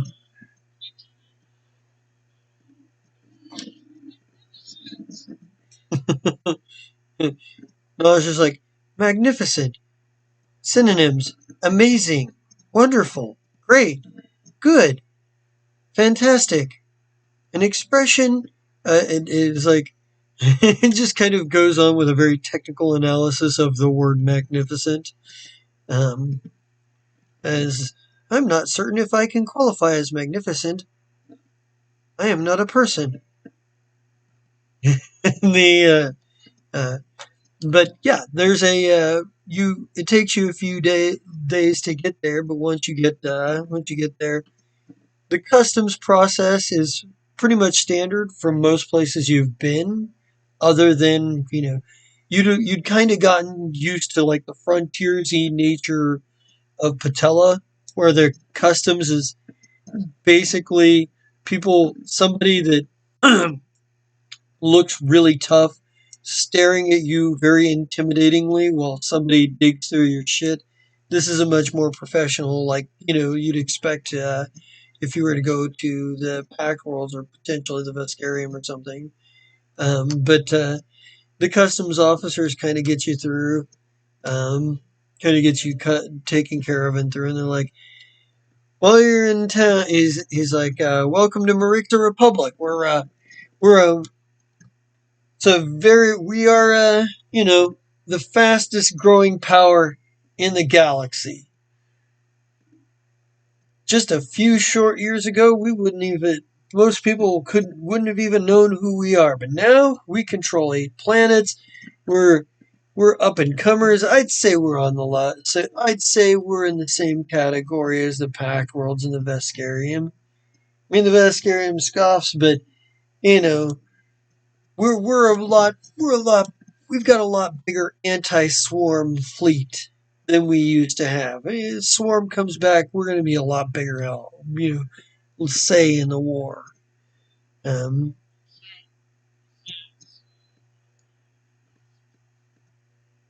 he just kind of looks at you and goes, yeah, he just kind of looks at you like, what?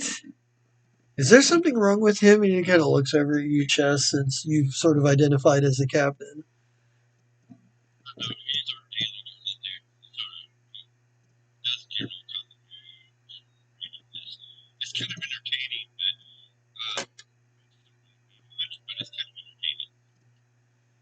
Okay, well, he's like, and he kind of gives you like he's like, well, he says everything seems in order. You don't seem to be carrying any contraband. We do have a few restrictions here, policies, weapons. Uh, you're allowed a sidearm, knives, or a knife or other small implement of a small nature. And he hands you like a code of specifications, like basically things that might be qualified as operative weapons or smaller mute weapons or sidearms are allowed, but they don't allow it like anything in the order of long arms or sniper rifles or heavy ordnance or especially not grenades um, inside the city limits. It's like well, yeah. He's like they're pretty cosmopolitan for the most part, but they're also very aware that you don't want to let every potentially violent mercenary from the stars wandering around with enough ordnance to take out your police force.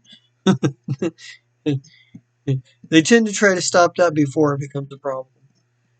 Uh, yeah, they're like, but yeah, there's a moment where he's like, well, enjoy your stay, and maybe there's like a couple of ground crew people that you probably have to deal with, chess that like for refueling purposes and what have you. Um, as far as it goes, fixing up the hull point damage to your ship, you are now on ground, so you can fix that damage. Obviously, you can replenish up your shield points and everything like that. That stuff replenishes over time to begin with. But as far as hull, let's see, minor crew actions. Isn't it under gunnery? I think it's so many UPBs per hull point that you're going to have to spend. Repairing damage to the hull. Go to a starship complete. Safe location like here. Access to the outside of time needed. The cost and time. If you do it on your own, it's going to cost you 10 UPPs per point of damage to be repaired and require 5 hours of work regardless of the number of points repaired. If you succeed in engineering check of DC 18, you can cut either the cost or the time in half. So if you want to do it yourself, you can just take the 5 hours and spend the 10 UPBs per hull point, or you can have somebody, whoever's doing it, making a check to try to do it faster. Which,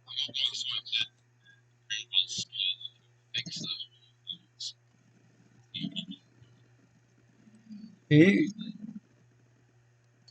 I'm gonna say, he he can do it, or he can fix it. It's just you're gonna see if he can do it fast. So like,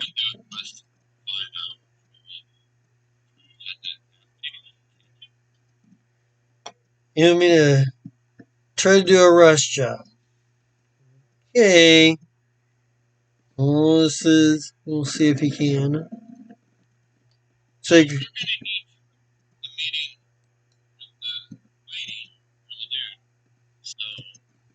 it'll, it'll take him 2.5 hours to do it. He pretty much crushed it there. And by every 10, in fact, he crushed it by 10, which means I think he does it even faster. By every 10 points by which you succeed the DC, reduce one of these factors by half. Yeah, it's only going to take him an hour and 15 minutes.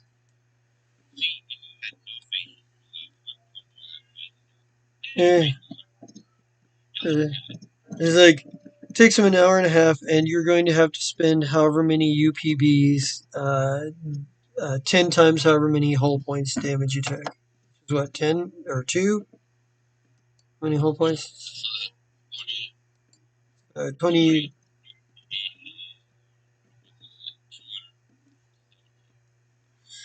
He's like, all right, fine. He goes back to your tech workshop and he takes a bunch of the UPBs and machines up some plates and stuff. Eventually, he comes back out and uh, he comes back out, but he actually comes back out like from the like top hatch access, so he can actually get to the damage. And he's got a set of tools with him, and he just kind of fucking gets down to it.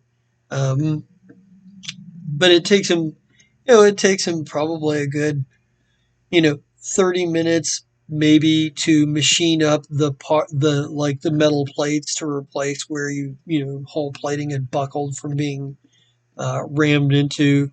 And it takes him actually it probably takes him 20 minutes to machine out the parts, another like 20 to 30 to get the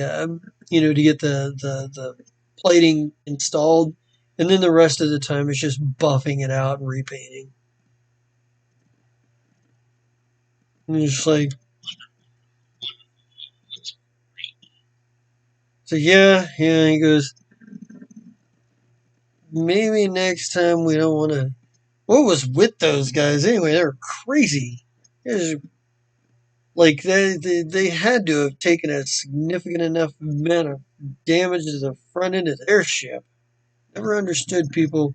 Never understood that whole ramming. People who love to go ramming things.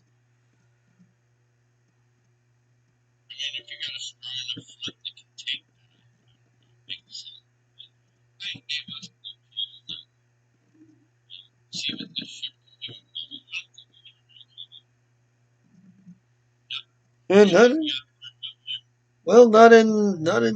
not in this ship anyway. I'm surprised it didn't fall apart. It's like, yeah, I'm gonna have to.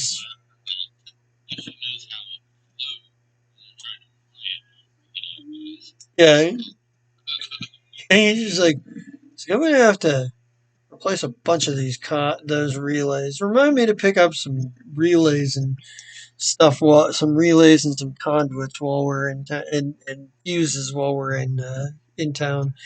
I don't exactly relish the idea of trying to push that much power through those blown circuit boards again. But yeah, Zed, what's your take on this? Like, this is you're in a completely new. You've never been to the Marixa Republic.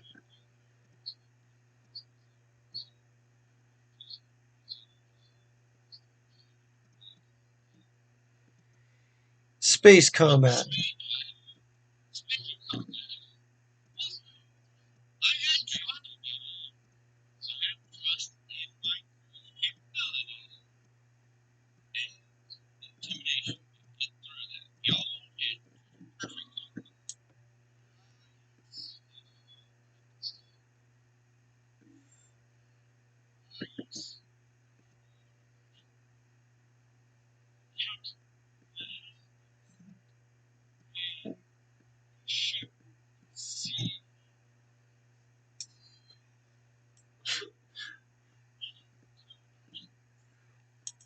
I think this is that's a great fucking segue to cut this on because that was perfect. I love it.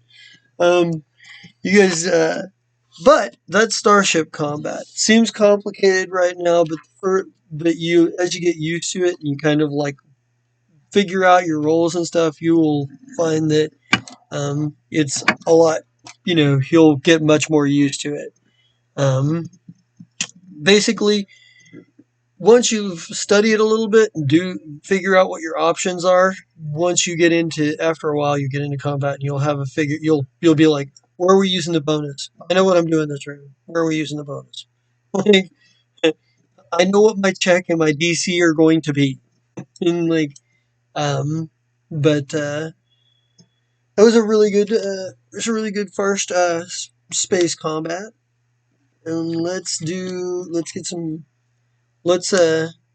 some sign offs, and I will get the experience point stuff going, and you guys can send me votes for player's choice. We'll see if you guys can pull out a winner and see if we can figure out who here.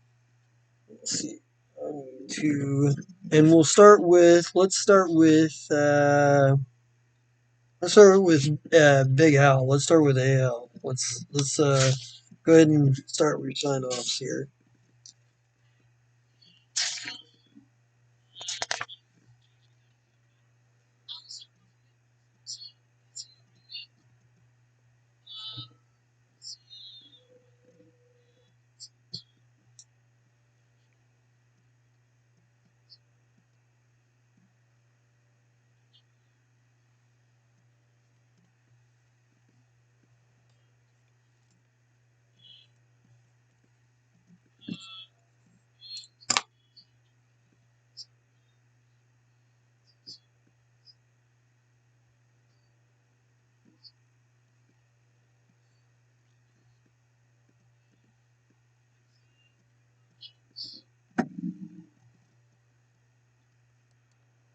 Alrighty.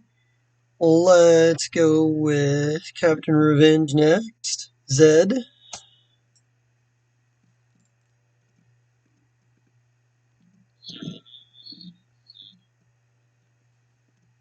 Hmm.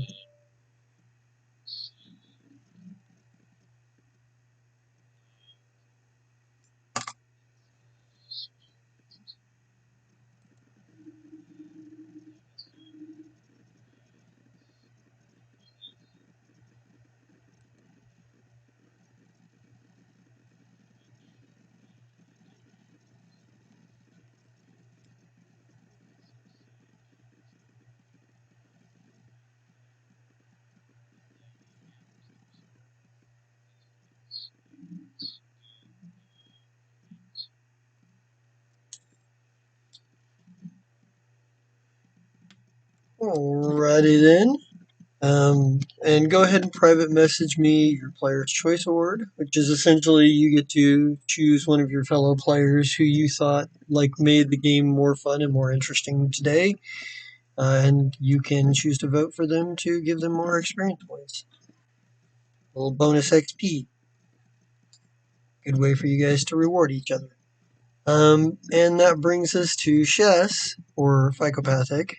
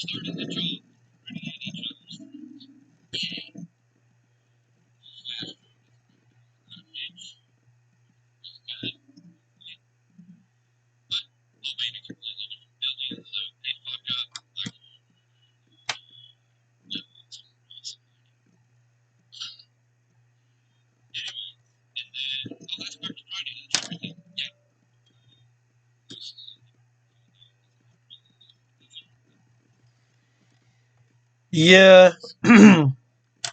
Paradise Theater, we are an addiction unto ourselves because everybody at some point puts themselves in a lot of stuff for periods of time.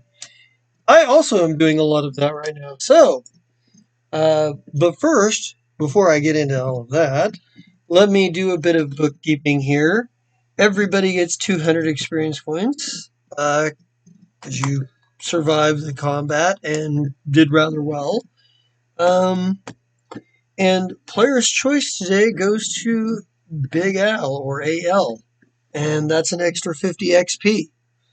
A little extra experience points. Okay, and with the bookkeeping out of the way, I am the Just King Zerat, and you can catch me here on Monday nights for the Fire Trek, my favorite group of space terrorists, space pirates, and never do wells. Yeah, they are. It's funny because they're also headed to the Menagerie Republic, so that's hilarious. And they're trying to meet the same people. Not intentional, let me tell you. Not at all. Not at all intentional. Um, there's a they are trying. The Fire Strike has three different ships going three different directions right now. Well, three different ships going two different directions. Eventually, there'll be four different ships going three different directions because technically one ship stays on another ship as a landing craft, and one ship got blown up and needs to be replaced. But that said, that is a been going on for a long time. 140 episodes as of this Monday. You can also find me here on Tuesday nights for Osel Bridge. Hopefully, we don't have any technical issues again this time. Where I play Yorick, who is rather shy, not terribly self confident, i.e., the exact opposite of me. Although it's funny because his physical dimensions are almost exactly the same as mine. I think there's like a couple of pounds of difference in weight and maybe an inch difference in height. Um, then you can also catch me here on Thursdays for Fast Cards Clear Gyms, where I play Con, the mastermind with plans within plans within plans, whose motto is never commit a crime you're not framing somebody else for. And then Friday, for just like you did today, the Ballad of the Menagerie. Um, the thing about it is the Fire Strike does a lot of big crazy things, but they also leave a lot of unfinished business behind because you can't finish everything. And the Ballad of the Menagerie is doing some work for some of those people who still need things done, um, as well as other things that are going on. Um, so the Ballad of the Menagerie exists within the same universe, and there's a lot of stuff going on that connects to the two shows together. So watch one, it stands alone. Watch both, you get a bigger picture of the story I'm telling overall. Ooh, isn't that fancy? Um, you can also catch me here on every other Saturday night for the Bitter Ends, our Apocalypse World and Waterworld type place, our Wave World sessions. It's like Waterworld with far less misogyny and a lot fewer plot holes, I think. and you can also occasionally, I swear, sometime I will make it up if I ever find time to do so. You can maybe someday catch me on my other channel of Zarad, playing video games and making sarcastic comments about said video games. If you are watching us here on Twitch, thank you. You are awesome. And we appreciate you staying up late to watch us. But you could also be watching us on YouTube. And if you are watching us on YouTube, if you don't want Uncle Johnny spoiling the surprise of what's going to happen later, or kill all of the good jokes before you ever get to see them, like everybody did with Step Brothers with me. Not that any of those were particularly funny to begin with, but even less so afterwards. Um, but you can catch us on Twitch. You know what the difference is between the two of them, besides the fact that one is YouTube and one is Twitch? Well, on YouTube, you don't have to. It's Paradise Theater, just as you might expect. But on Twitch, there's an underscore between each word because the power of underscore. And if you are looking for some scheduling, some opinions and comments, some social outreach, things having to do with nerd culture in general and or specific, uh, you know, or if you just want to know the color of the underpants that somebody that, is happening to be running Twitter that day is wearing, you can catch us on Twitter at Pear Theater. And with that said, I believe that's all I've got tonight. So let's say goodbye and let's get out of here. Goodbye. Goodbye.